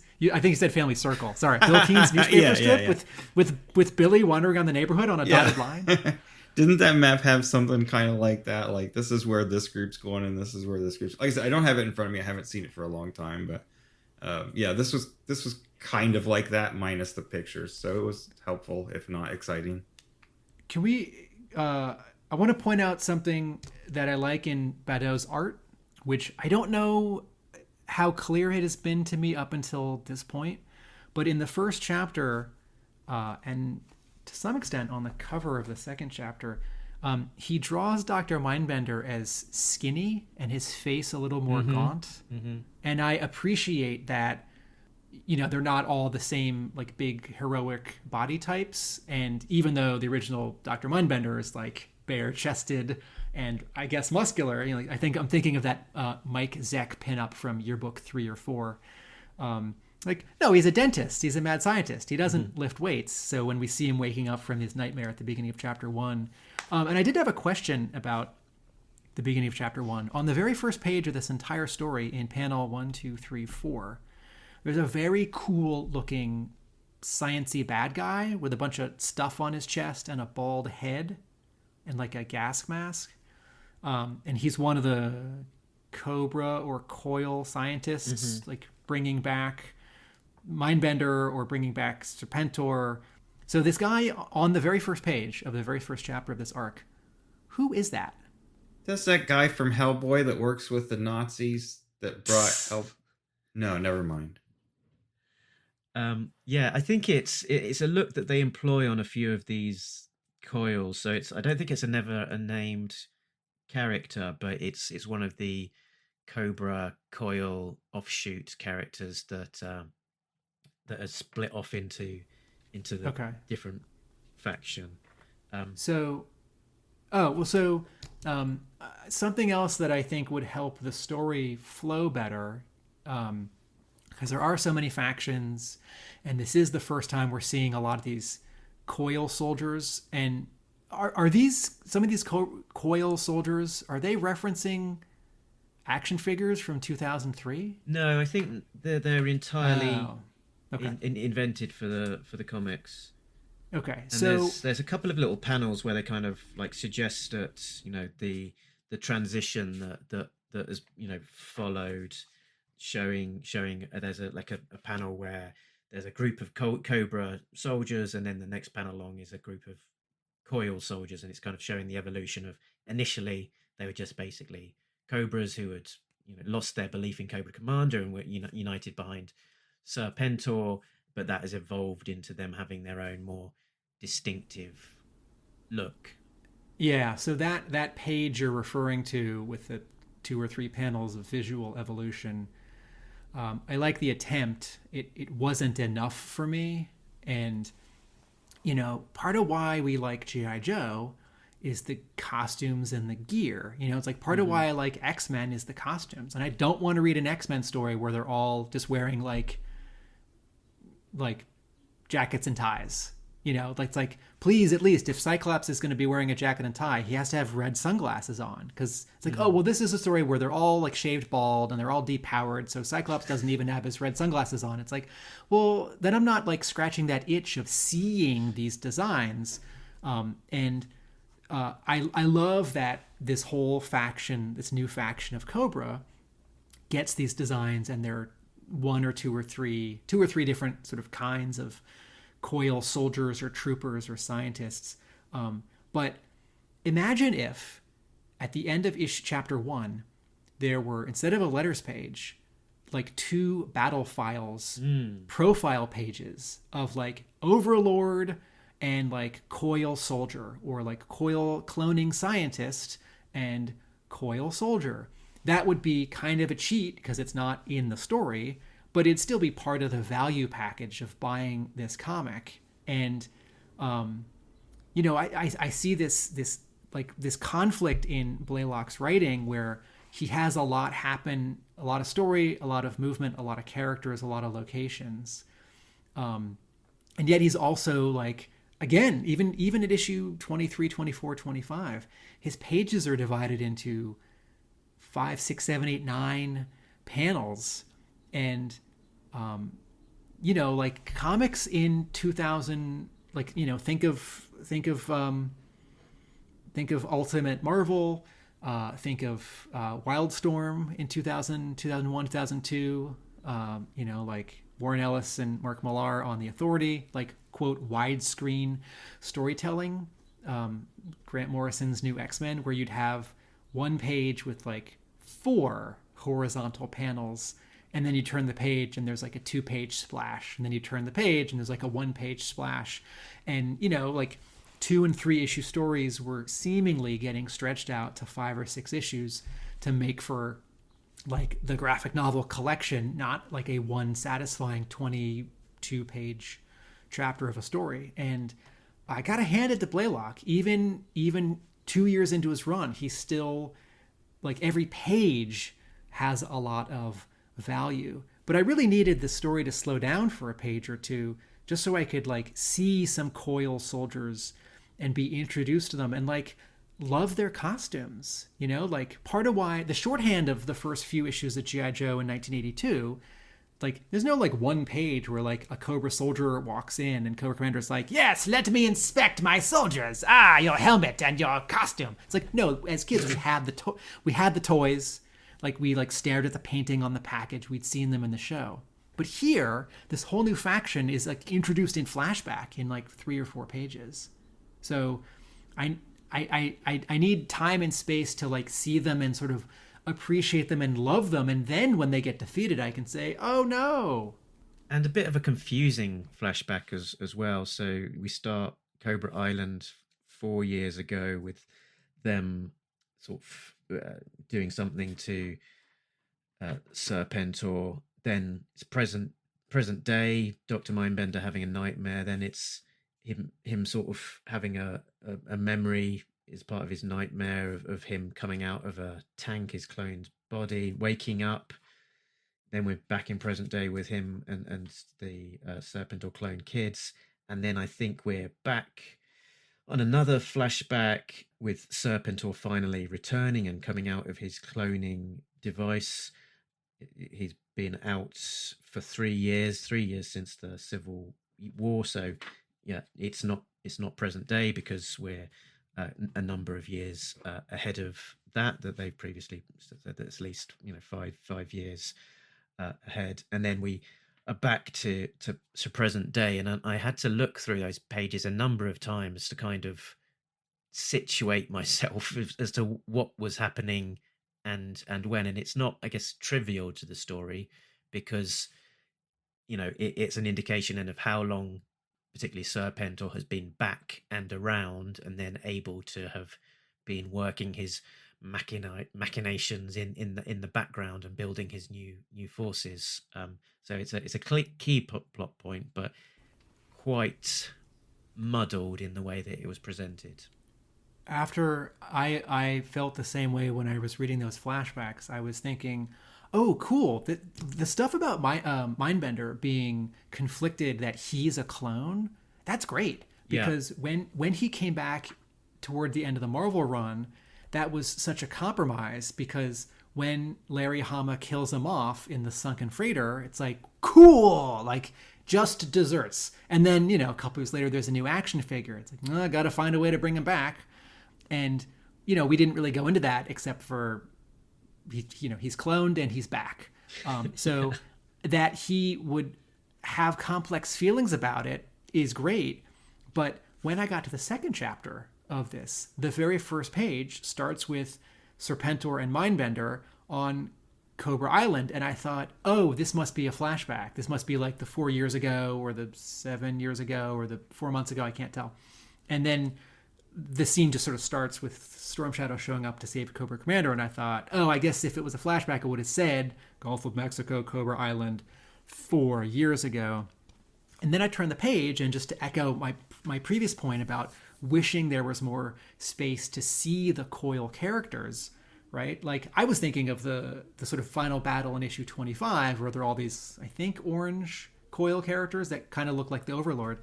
But here, Cobra Commander, there's this assassination or kidnapping attempt on Cobra Commander, and Storm Shadow intervenes, and these I don't know who they are's show up on water skis, jet skis, on this dock, and Storm Shadow dispatches them, and Cobra Commander gets away, but then he doesn't get away. And it's like, and some of this is the writing, because there's not a lot of space given to these jet ski guys, and some of this is Tim Seeley's choices. But this entire new, like, quote, action figure design, right? I know it wasn't a toy. This entire new, like, character, like the Cobra Coil jet ski pilots, like the Cobra Commander, like, assassination kidnap squad, shows up, and we never see them from the front, right? Tim Seeley gets to draw them in 4 panels, and we're always seeing them from behind. It's like, one, who are these guys? I figured it out later. 2, oh, what do they look like? It's like there's no fan art out there on the internet for, like, the Cobra Coil various troopers and soldiers from The Last Stand, because they show up so briefly. Tim, to me, it looks like they're dead. I mean, characters showing up quickly and then dying hasn't. Well, I guess there's not a lot of Cool Breeze or Mangler fan art out there either. So I guess you make a logical point. Okay. While we're on this particular page, with the Coil person capturing Cobra Commander, who we later find out is Xandar, I do have an error detected, which is that Cobra Commander is switching from his cowled look to his helmeted look, and we can see his chin. But later on, when he comes to remove his mask, he has got a second mask underneath. So that is my error, that he should have had a second mask underneath. You can no prize it. Go on. I'll do an error detected. Oh, right. I thought you could no prize it. When he was captured, he had ample time in his prison that he could have taken off the mask, put on another mask, and then re-put on his helmet. There we go. I'll do an error detected a couple pages later. This is still the first chapter of this story on page 9. There's this first panel, which is a tall vertical panel of the Joe convoy, and Damon and Firewall. She's on the left, he's on the right, driving the vehicle, and then the other 3 panels on this page, she's on the left, he's on the right, in the cab of this sort of like new and improved G.I. Joe Havoc. Can we keep on that idea of the Havoc while you've raised it? Yeah. And by the way, Tim, I think she's got, it's a woman's prerogative to change her mind and her seat. The Havoc was, an interesting part of the book. We've kind of remarked before that there's not been a huge amount of focus in the Devil's Due issues generally on the G.I. Joe vehicles. And there's a little bit more of that in these issues. We see quite a few vehicles crop up. There's this new designed version of the Havoc, which is kind of looking a little bit more like a real world vehicle to some degree. It's looking a little bit more armored. There's a part on the top, sort of a gun turret with an armored frontage onto it that Roadblock is behind. I know it's Roadblock because it says Roadblock across his chest. It looks, it's quite a satisfying update to the vehicle, at least to my eyes. And there's a few other vehicles that crop up. We've got the Stun that is used by the Cobra as a vehicle that hasn't had too much in the comics, and as a toy, it's just a bit weird the way that it sort of opens up the front of it for not a huge logical reason as to what that then achieves, whereas actually splitting it into two smaller vehicles kind of works. Yeah, there's not a huge payoff as far as the Stun opening up like that. No, it's kind of a weird vehicle, like you said. I had it. I enjoyed it though. I mean, it was it was a nice blocky little thing. It gave Cobra something other than his tank, but not terribly practical. The scene here in this arc where the new Stun does show up and splits in half, I was a little confused because when we first see it, it's very small and it's in a very crowded, busy panel. And then a panel or two or three later, it has split. And I didn't know it could do that because I hadn't read Battle Files very carefully. And there's no panel where it actually splits. Yeah. And this is one of my rules for comics, and this comes from Transformers. If you are an artist drawing Transformers and a Transformer transforms, you have to draw them 3 times. You have to draw them in one mode, you have to draw them transforming, and you have to draw them in their other mode. And sometimes artists just draw them, and then like elsewhere in the panel, like in front of them, there's just a car, or the next panel, there's just a car or a plane. And I think, no, I need a little inset panel with like some arms and cockpits folding. So I really also like this. I know this comic series is not particularly toyetic because it's Blaylock just telling the story that he wants to tell, and only here and there referring to the toys, which was sort of up to him, as you demonstrated in some trivia in an earlier episode. Hasbro's not making him, but like, no, it's a cool thing. Call this out. Have a panel where the Stun driver is like, stuns, separate. Okay, so I have an error detected in the second chapter of this story on page 17. This is a scene I really like, by the way. Again, I'm very hard on Blaylock's writing, but I think this scene's great. Destro and Storm Shadow are standing in the doorway of a helicopter. Oh, yes. And Destro's asking how involved Storm Shadow is going to be. I think Storm Shadow's dialogue is a little overdone here, right? Like, my body is willing, but my mind and my soul are tired. It's like, okay, I appreciate that you're referring back to how difficult the previous arc was. I'm still not really sold on, like, is he choosing to stay with Cobra? Is he still, like, half zapped by the brainwave scanner? But okay. I think the error detected here is in this large panel on the bottom of page 17 of issue 23. There's this word balloon, I'm leaving at the next rendezvous point, and it's pointing at Destro. I'm pretty sure that's Storm Shadow's dialogue. Yeah, I think you're right. So while we're talking about this page, actually, I'll probably call it out. I think this was my favorite line of dialogue. Storm Shadow says, "If you're questioning my loyalty, Destro, don't bother. My devotion to Cobra is as unbreakable as yours." And in my first reading of the issue, I was like, okay, that's Storm Shadow trying to, assuage Destro that he's still loyal, and he's saying that he's devoted. But he's saying it's unbreakable as yours, Destro. Destro, who has on numerous occasions broken free of Cobra and gone on his own and betrayed Cobra. So, yeah, well said, Storm Shadow. And of course, you're above suspicion, just like I am. Putting words in his mouth there, but yeah, a sort of a bit more subtlety to the dialogue there. Do you think that was kind of a jab? Kind of like, yeah, well, I think so. We know how loyal you are. Yeah. So, yeah, I like that. Quote of the week, quote of the week, quote of the week, quote of the week, quote of the week, quote of the week, quote of the week. While we're doing favorite lines of dialogue, I'll do my favorite line of dialogue. Which Don't take mine. Actually, I have a couple. Do yours first. I have to find one. Let me see. The first one was just on one of the pages before that one, where Destro says to the Crimson Twins, "The two of you can barely stand to get your hands dirty when you're eating." That one made me laugh out loud. And then good line. And then in episode or issue 24, I'm not sure who it is. I don't think it's Lady J. It was a female character sitting at a desk, at a computer screen or something. And she said, "We're about to invade an island to stop some guy in a snake suit who may or may not be a clone of history's greatest conquerors. Put it like that, and there's really no need to worry, right?"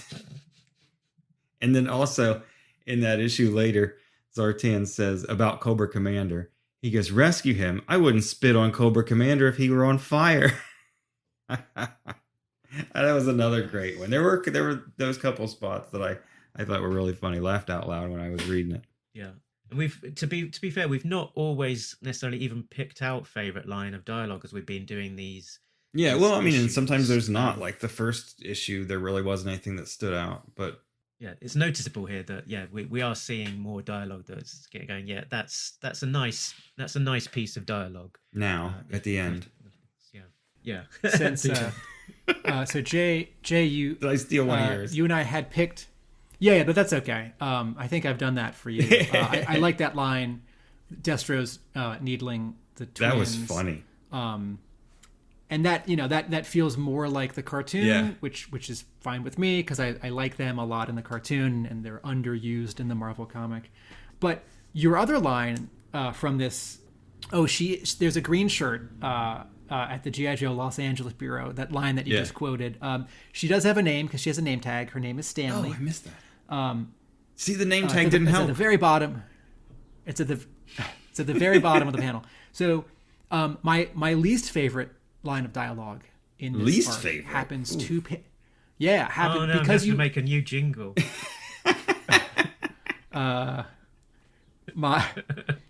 This is mild, right? Sing a jingle first, Tim. It's like me whenever I hear a character name dropped in the video. I'm like, I gotta find a page for that. Da-na-na-na-na, Tim doesn't like it. Da-na-na-na-na, someone is talking. Da-na-na-na-na, dialogue's clunky. Da-na-na-na-na, the words are bad.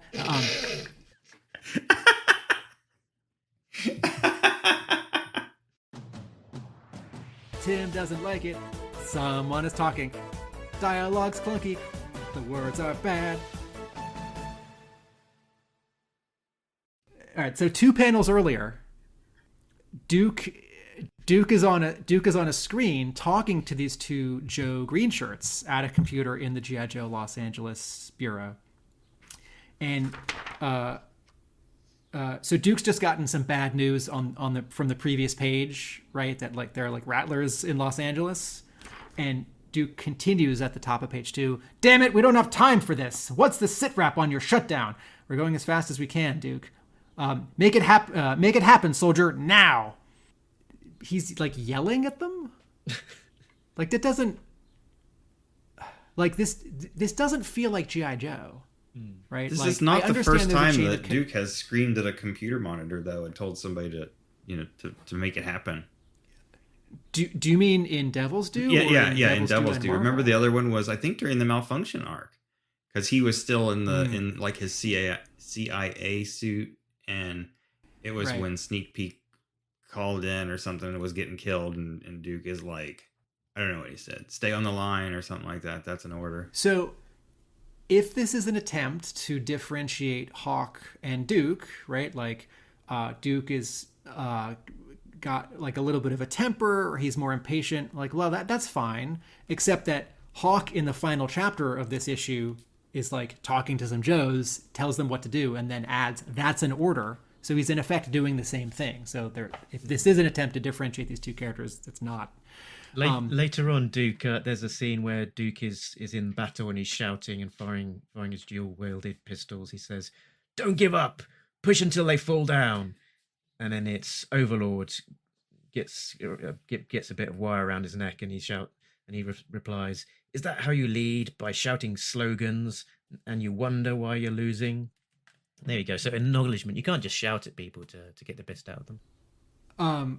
So I thank you for bringing that up. Either Blaylock sees the problem or Overlord does. But I sort of feel like, even though there's a chain of command, and even though I feel like the Joes all get along, the Joes all do a good job, because the Joes are all the best of the best. And this little bit of dialogue where he's like, Duke is impatient and he's yelling at like subordinates that actually can't do any better or faster.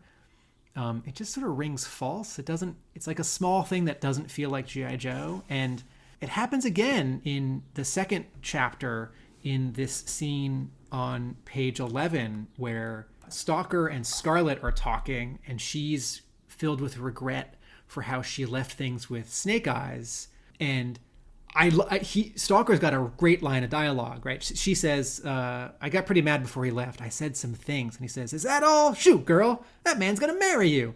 That's great. But then she pulls out a ring, and she says, "I need to make sure he knows that this means something to me. Can't get married without your ring, right?" No, that's wrong, Scarlet. You absolutely can't get married without your ring. I feel like, again, this is sort of getting the character wrong and making a woman like overly emotional. No, Scarlet and Snake Eyes have been through, I don't mean this metaphorically, the war together. They've been on the team since the beginning. She was there when he got injured. You know, I get it. She's upset that he's gone back on this mission when they're supposed to have this life together. I don't agree with that, but like, okay, that's where we are. But then sort of this icing on this, like this sour icing on this sour cake, like she pulls out the ring. It's like, no one cares about the ring. It's like, you guys have this like spiritual bond, because you will always be there for him and he will always be there for you. You're going to rescue him. He's going to rescue you, your family. It's not the wolves. Your family's the other Joes. Like, who cares about a freaking ring? And that it's like a prop, and that it gets 2 whole panels, and that she's worried about it. Ugh. Yeah, we could have done without all of the Scarlet stuff throughout here. I think she's consistently been written bad. Yeah, through the whole thing. I think we've talked about most of the stuff. Let's do some eye spying. I spy with my little eye. Okay, first eye spy from me. We've got a roll call of all of the clones, Serpentors. We've got Ivan, Alexander, Julius, Attilia, Genghis, Vlad, Philip, Napoleon, and Thomas. So, referencing Ivan the Terrible, Alexander the Great, Julius Caesar, Attila the Hun, Genghis Khan, Vlad the Impaler, Philip Windsor, Philip Mountbatten, actually. Actually, who do you think Philip is? There's a few famous Philips from there's a few, King Philips, etc. throughout history. Philip Seymour Hoffman. Alexander the Great. Alexander the Great's father was a Philip. There was a Philip of Spain and whatnot. So it's less obvious to me who Philip would be. Any guesses?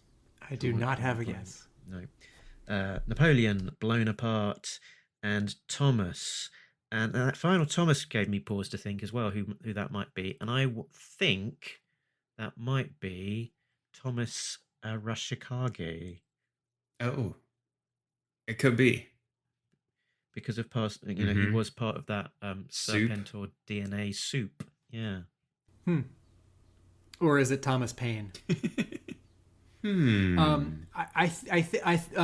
This brings up an interesting idea that even as Blaylock is cramming in a lot and seeing himself out, he is leaving some breadcrumbs for Brandon Jorwa to perhaps pick up. So that might be one of them.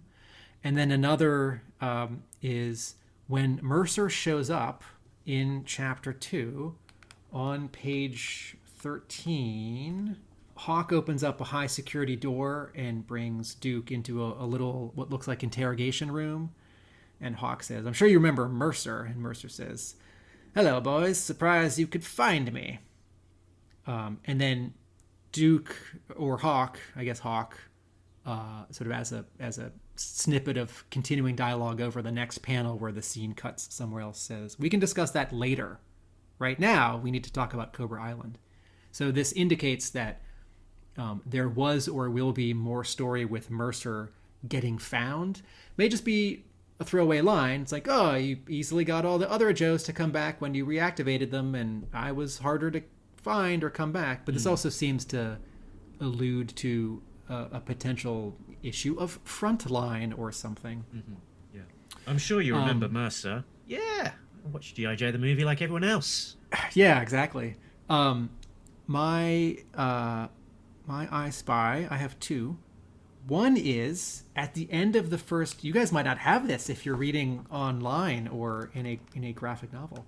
At the end of the first chapter is an ad for Rhino Home Video's Transformers Season 3 DVDs, which I worked on in a tiny capacity, and my name's on the back of the package. And the Rhino DVDs make me a little sad because Rhino subcontracted out some sound work to a company in, I think it was Michigan, and they remixed G.I. Joe and Transformers episodes in Dolby 5.1 and added sound effects, and then said they didn't, which made a handful of fans like me very grumpy.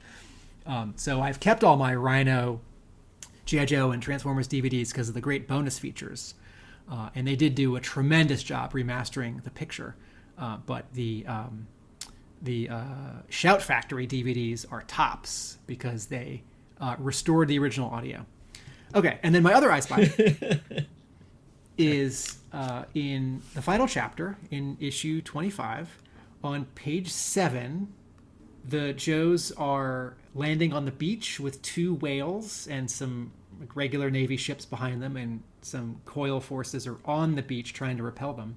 And in panel 1, 2, 3, Duke has 3 balloons of dialogue, and he's drawn in a tiny round inset panel, which has a little, I don't even know what you call it. It's like sort of a magnifying glass effect. A call out to where he's actually in the, is it the Slam? That's the mini tank that's disembarking from... Armadillo, isn't it? Armadillo, thank you. From the whale. And that's one of those little language of comics things that you can do and that like most artists sort of never get around to doing. You like have a little visual zoom in on something as an inset panel. So that's fun. Very good. And now let me give credit where credit's due. Good job, Tim Seeley. That's great. Nice. I had in issue 22, there's a rhyming roadblock that we don't always get in the comic books. You can tell it's Roadblock because he has Roadblock written across his chest. He says, "Quit clowning, for I have to come down and start some pounding." There you go. I also had Firefly doing a backflip off of his stun cycle before it explodes. And that's a scene that I believe was replicated in part in one of the second G.I. Joe movie, which would be Retaliation, wouldn't it? Yeah. And I think they did have access to the Devil's Due comics as they're making. Not only did they have access to the Devil's Due comics, it looks like they were paying more attention to the Devil's Due comics than the Marvel comics. Okay. And last I Spy from me was Serpentor quoting, or dialoguing and saying, "Cry havoc and let slip the dogs of war." Which I believe that's a famous Klingon quote from Star Trek VI. Probably. The undiscovered country. I think General Chang is mocking Kirk in Star Trek VI with that famous Klingon line. Yeah, it loses something from the translation. That's probably from Klingon to English. Very good, Jim. So Serpentor, what I was going to say, of course, was that in Serpentor's spare time, he has, of course, been catching up on lots of Star Trek. You got to catch up on the important stuff. Or maybe if I finish off what I was actually referring to, it was of course Mark Antony, Act 3, Scene 1, line 273 of William Shakespeare's Julius Caesar. And so Serpentor would of course know the dialogue from that play, given that he was Julius Caesar in a former life. Although I just want to point out, I don't know that Shakespeare was necessarily there and recording his exact dialogue word for word. It may have been invented.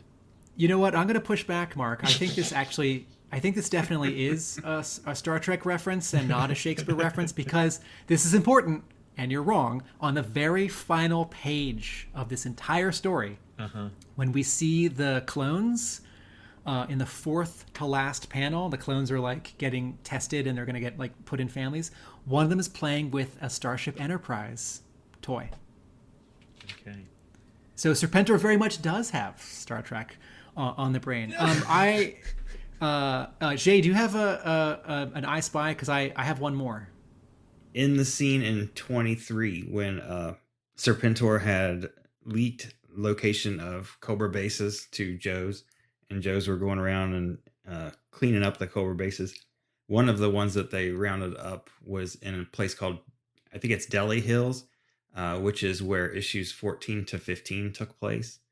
So they were much better finding the Cobras the second time in their visit there than they were the first time. And my second I Spy is, I think it's like 4 pages from the very end. Maybe, let's see, 1, 2, 3. No, 3 pages.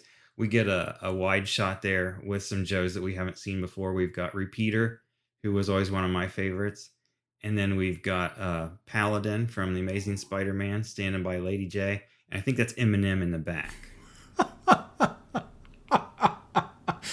Wow. But it's nice to see Repeater, all kidding aside. Speaking of things showing up where they shouldn't, like recording stars and Marvel characters. I have one more error detected, and that is that there is a letter printed in issue 24, which is a reprint of a letter that was printed in issue 23. Oh no, that's bad. Okay, my final I Spy is at least a complimentary letter on. Yeah, I mean they all are. Actually, one of my sort of top-down views, because I read the letters because I'm reading the issues, right, not the collections, is that half the letters seem to be someone saying this is great, and half the letters seem to be someone saying this is great. Here's some things that really bug me, but this is really, really great. And I'm sort of waiting for one of these letters to sound more like my letter, where the person says, this is really bugging me, and they just stop writing. They don't then go back and say, but I still really, really like it. Because in a couple of letters, the people, like 1 or 2 letters are like, I don't like the story and there are too many characters, but I love this series. It's like, well, what else is there? Okay.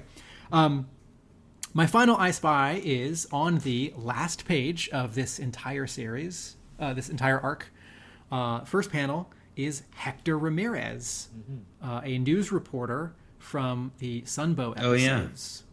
Oh, yeah. He's not called out here. He has a lower third, which says WWH 20 questions, right? So we know the name of the show, we know the name of the network, but the letterer did not comp his name into that orange rectangle where the newscaster's name would go. When I was flipping through this paperback, I saw his picture in there, and it stuck out to me as, oh, there's a Hector Ramirez character from the 20 questions episode.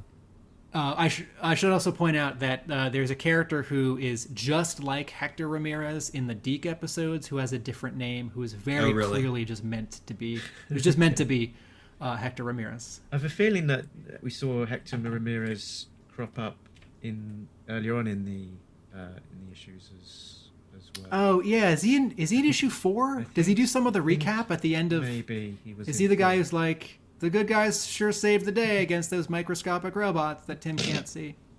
I think so. One small error detected. I Spy as combined. In issue 22, we have got Lifeline with a gun. What do you guys think about that? Is it canon in the comics, or is that just from the show? It's from the comics. There's that special missions issue. Right, of course. Issue The 4. action figure came with a gun, though. Yeah, I I mean, mean, why did they? I think from I don't understand why they made him. I think from a anti-gun, and maybe it shoots medicine. Jay, have you thought about that? It's a tranquilizer gun.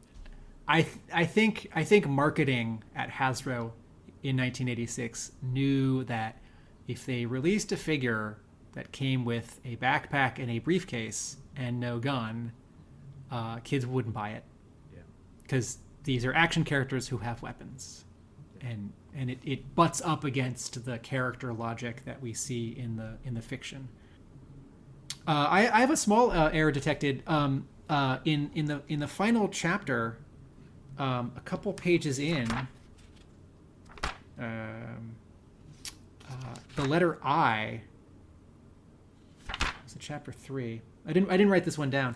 The letter I with serifs, right? The little horizontal lines at the top and the bottom of an I, appear again in dialogue and narration where it's words that aren't just the word I by themselves, right? And in our first 1 or 2 episodes for Disavowed, I complained about how, as a rule for lettering, if the word I, just the letter I, like I, me, my, is by itself, it should have serifs, and if it's in a word like interim or interior or hair, the I should not have serifs, and serifs show up again here. Are we all done with our spying? Jay, was there? Oh wait, there's there's one last I Spy. In issue 24, Blackgate Prison gets mentioned. Blackgate Prison is sort of something in DC, isn't it? Yeah, it's in DC, but it's also in the second G.I. Joe animated miniseries. Huh. When Zartan on the Chameleon rescues Cobra Commander and the Baroness is in disguise inside. Oh yeah. There's a prison in the swamp, yeah, right? Like sort of like in the water. That's Blackgate Prison. So once again, the Devil's Due comic is mixing the animated, and then also in issue 24, Serpentor at the end of his speech yells, "This I command," which is what he said in the cartoon, and you can see this, one, as another small reference to the cartoon, and two, Blaylock sort of holding back, and I appreciate this. It's like, what is Serpentor's slogan? What does he say too much in the cartoon? What becomes sort of like silly and eye-rolling, like, "This I command!"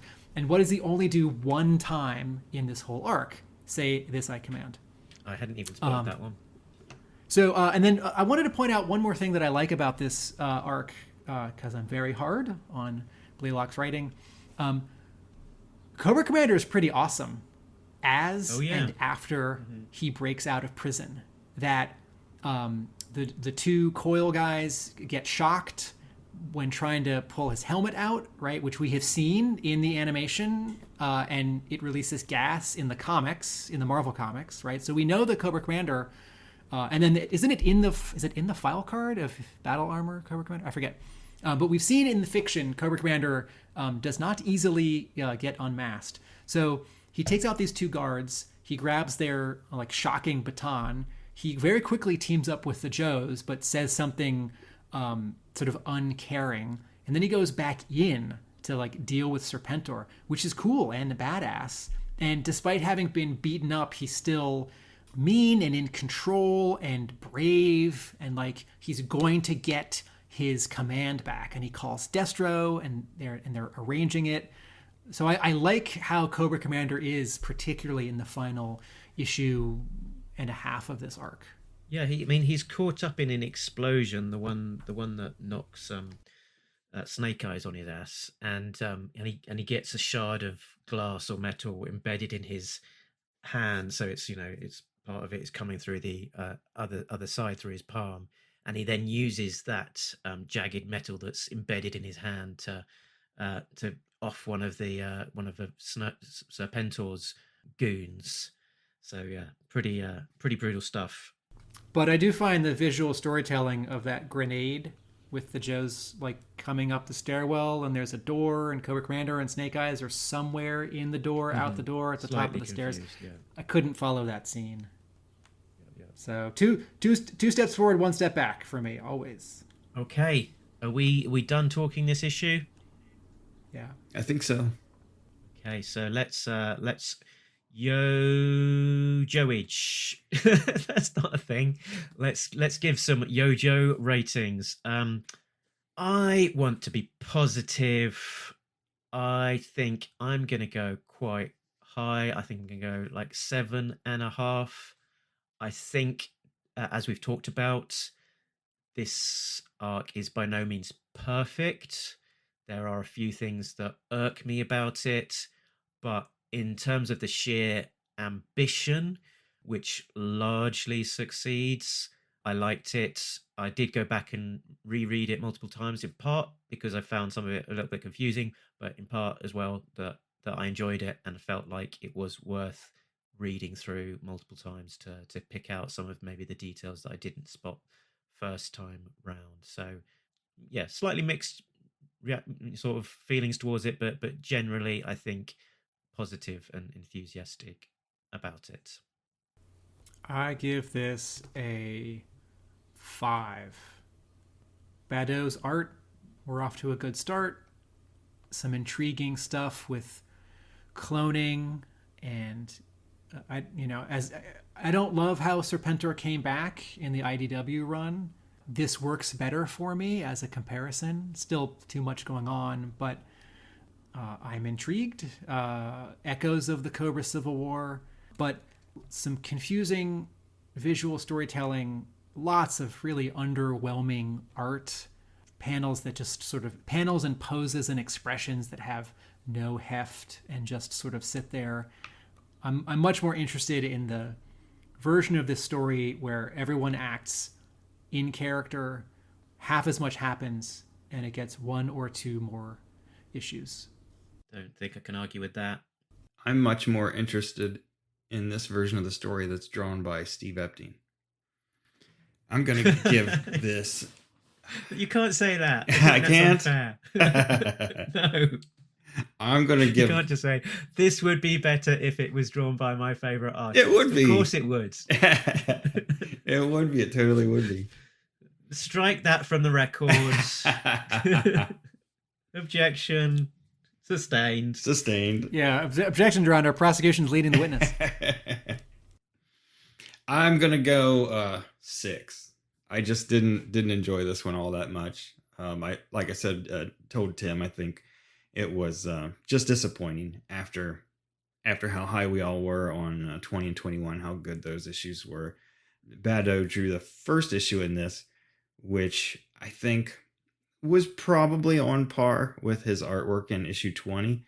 But like most of the artwork in these 4 issues, it was just buried under the atrocious coloring. And that really, I mean, it was at least a 1 Yojo Cola rating for me because of color alone, if not 2. Yeah, there was just too much stuff going on that we didn't get to see. It would have been an incredible story, seeing all those cities getting taken over and stuff. But we didn't see it. It all happened, and we were just told that it happened off panel. So it really killed a lot of the momentum and the awe that you could have had in that final issue. The last 2 issues when Serpentor came out and attacked like the world, that should have been this epic. Like you guys mentioned, Brian Hitch, and I think you said that, and Planetary and Authority with the widescreen kind of, storytelling. That's what this should have been. That's what those early issues when the Cobras were attacking should have been. And it wasn't. We didn't even see most of that stuff. What we got was a lot of panels of mid-level shots and close-up shots of people and word balloons and captions telling us what was going on. So just wasn't as strong in the execution as the last 2 issues that we read were. I don't know. I feel like, Tim, I think Tim mentioned earlier, like maybe these are seeds. Some of these are seeds that Blaylock's planning for the next writer. And I kind of thought about that the other day after I read this the first time, and I thought, well, this is such a big story idea that there's not a lot of, where do you go from here? You know what I mean? It's like, this is a big, huge kind of finale story. And I think, it's just, I'm not sure where they go from here. I'm not sure where a new guy comes in and picks up after something so monumental has happened.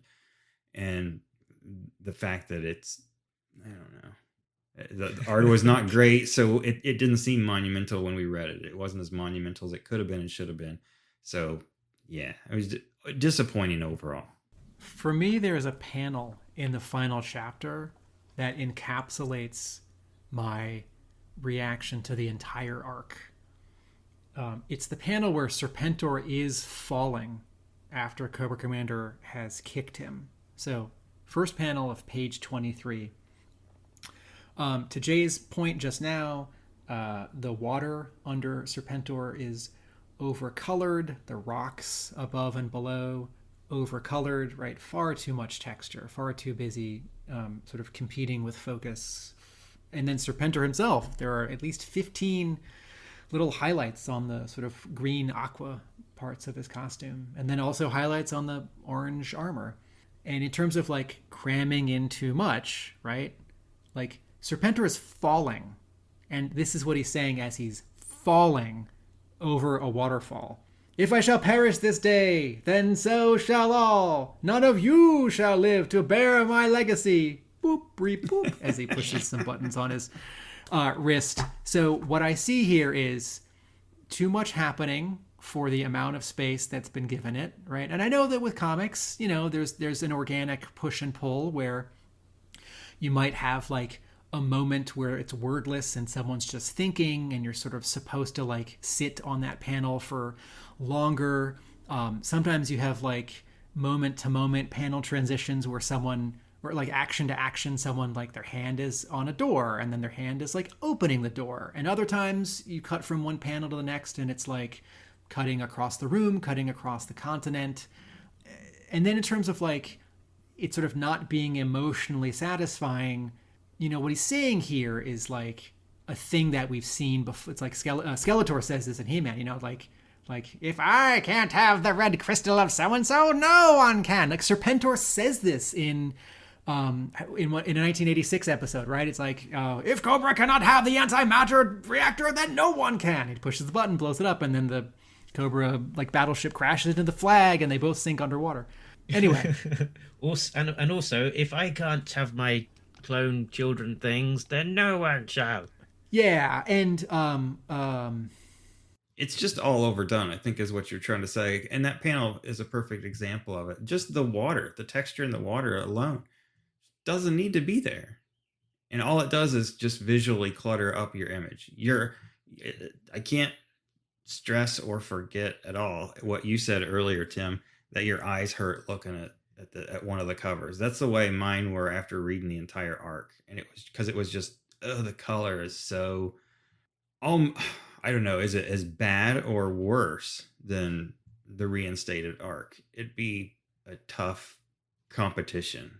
As a comparison, I want to go back to issue 5, which Blaylock wrote, right? It was a fill-in. It was fill-in art. It was fill-in art, but it wasn't fill-in script. Mm-hmm. And I didn't think that issue was amazing.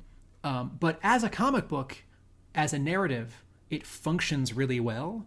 And it's got one guy, and you know, motorcycle chase, and fills in some backstory. And I think what the Blaylock run demonstrates to me is that less is more, right? When Blaylock is writing a 2-issue arc with 7 or 8 characters, right? Issues 20 and 21. Even where he's dealing with leftover story elements from the Marvel run, right? Storm Shadow is brainwashed, and it's like an extra thing to juggle.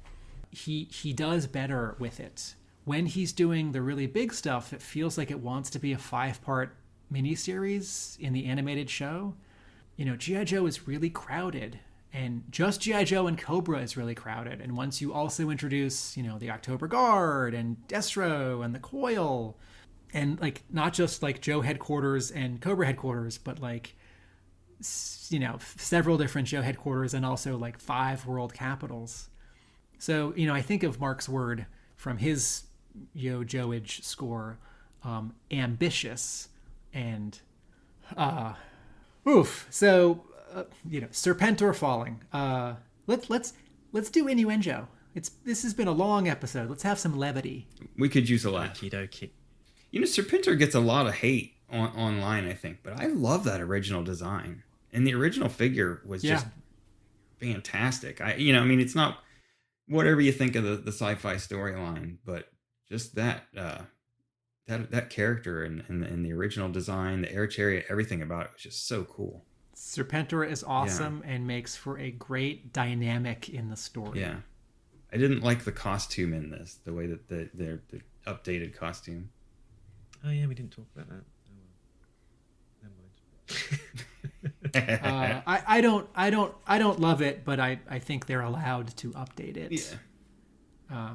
I think the face mask is cool, but I think it adds it makes him more like Cobra Commander in that you can't see his face and you want to see Serpentor's face. I feel like the rules of Serpentor is that because he's yelling this I command, I feel like we're supposed to always see his face, and Cobra Commander we're not supposed to see his face. So from a character design perspective, I feel like that black face mask, it's cool looking, but it sort of breaks the rule for the character. Innuendo. This is how the story goes. Attention. At this moment, you are now listening to Talking innuendo. If you are offended by words like Sucking, flesh wound. Willy, Pete. Balls, crystal balls. Hypno shield. whatever, take the tape out now. This is not a pop album. And by the way, suck my Grandmother's brick in a Prada handbag.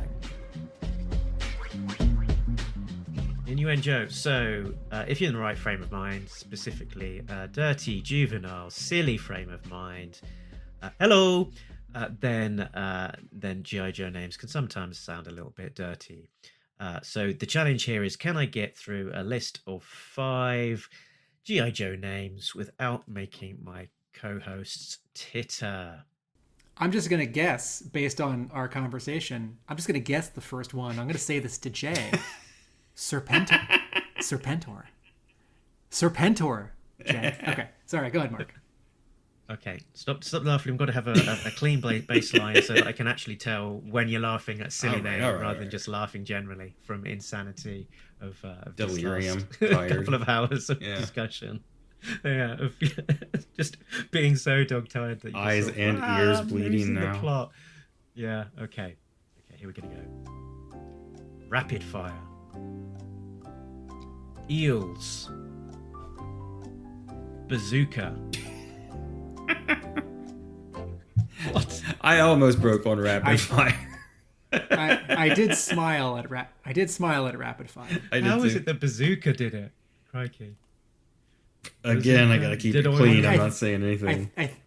I think I primed the pump with Serpentor. Prime the pump. Good lord. This sort of thing's not my bag, baby. I think Jay's a little punch drunk from the episode. Lack of sleep. Yeah. Oh dear. Probably. Yeah, I was building up to a really good number 5 as well there, so we'll have to resume. Keep that one in the box for next time, I guess. Yeah, keep the powder dry on that one. Okie dokie. So I think that's us all done. Next time on Talking to Joe Disavowed, we won't be moving straight on to the next issue, which would be issue 26. We will be circling back and covering some of the other fine content from the Devil's Due folks. So we will be having Frontline to cover, the opening arc there from returning legend Larry Hama. But before then, to cover off the Josh Blaylock era, I wanted to dip our toes into G.I. Joe versus Transformers and cover off the first miniseries written by the man himself. Sound good to you guys? Yeah. Yeah. I haven't read that one before either, so that's cool. It's a 6-issue arc. So either we'll have to break it into 2 episodes, or you guys will have to interrupt me every time I start talking and go on for more than like 1 minute, so that we can move on to what you have to say and then another topic. Because I know We'll allow you 2 things to talk about. Would you say we need an egg timer for when we start talking, or almost like the chess game with the timer? Yeah. Yeah, or at least disavow you from talking about colors and the shape of the letter I as it appears on the page. Nope. Surely my graphic designer friends are grateful when I bring up those. Surely all two of them. One thing I would like to do in particular when we were covering the frontline issues, and I'm sure that we will, but I just want to say it now so I don't forget about it, is kind of maybe say like these came out at the same time that these other issues of the main series were being published, or give the listeners some context. Some context, of what else was coming out, or where the main series was, because you guys mentioned the Chuckles arc earlier, and I wanted to ask if that was something that had been published before he died in number 25, or whether what the it came out before. was. But it came out beforehand. It was I want to say like early teens or something like that. Okay. So in this publishing time. So Frontline issue 18, I think, coincided with around about the end of it was around about the same issue as 25, and was so I think it was just Chuckles in the last a few arc months of before. Yeah, so I think I think it was a few months. Chuckles' arc would have been a few months before the start of issue 22, so it would have been relatively fresh. I think they tried to publish it. They did something weird with it, like publishing it bi-weekly or weekly or something like that when it came out. And this 6-issue G.I. Joe versus the Transformers Volume 1 miniseries is published roughly at the same time as Blaylock's final arc. Yeah. It looks, because the issue 25 of G.I. Joe, Blaylock's final issue, has an ad for the final issue of G.I. Joe versus Transformers coming like the next month. And then we've also got our regular show where we're covering A Real American Hero issues from IDW as they come out. And we're continuing to cover the exciting new arc, Murder by Assassination. So where can people find you guys? Tim? Instagram, A Real American Book. Facebook, A Real American Book. And arealamericanbook.com. And I can find Jay being dragged out in some sort of restraining device into the back of a white van, cackling as he's being led away. Probably. But if you're not able to capture that in real time, where else can people find you, Jay? Break Room Sketches on Facebook. Easy peasy. You can find us in all of the usual places. talkingjoe.co.uk is the website that has all of those places, the links to Facebook, Twitter, Instagram, contact us, and also Patreon. A big thanks to all of our backers, Richard, Sam, Jay, Bill, Christopher, and Justin, who are getting access to episodes early, as well as the occasional piece of exclusive content. Whew. So that's a long one, but when all is said and done, you can catch us down the road. Because we've been Talking Joe. And we're all out of Joes. Laters.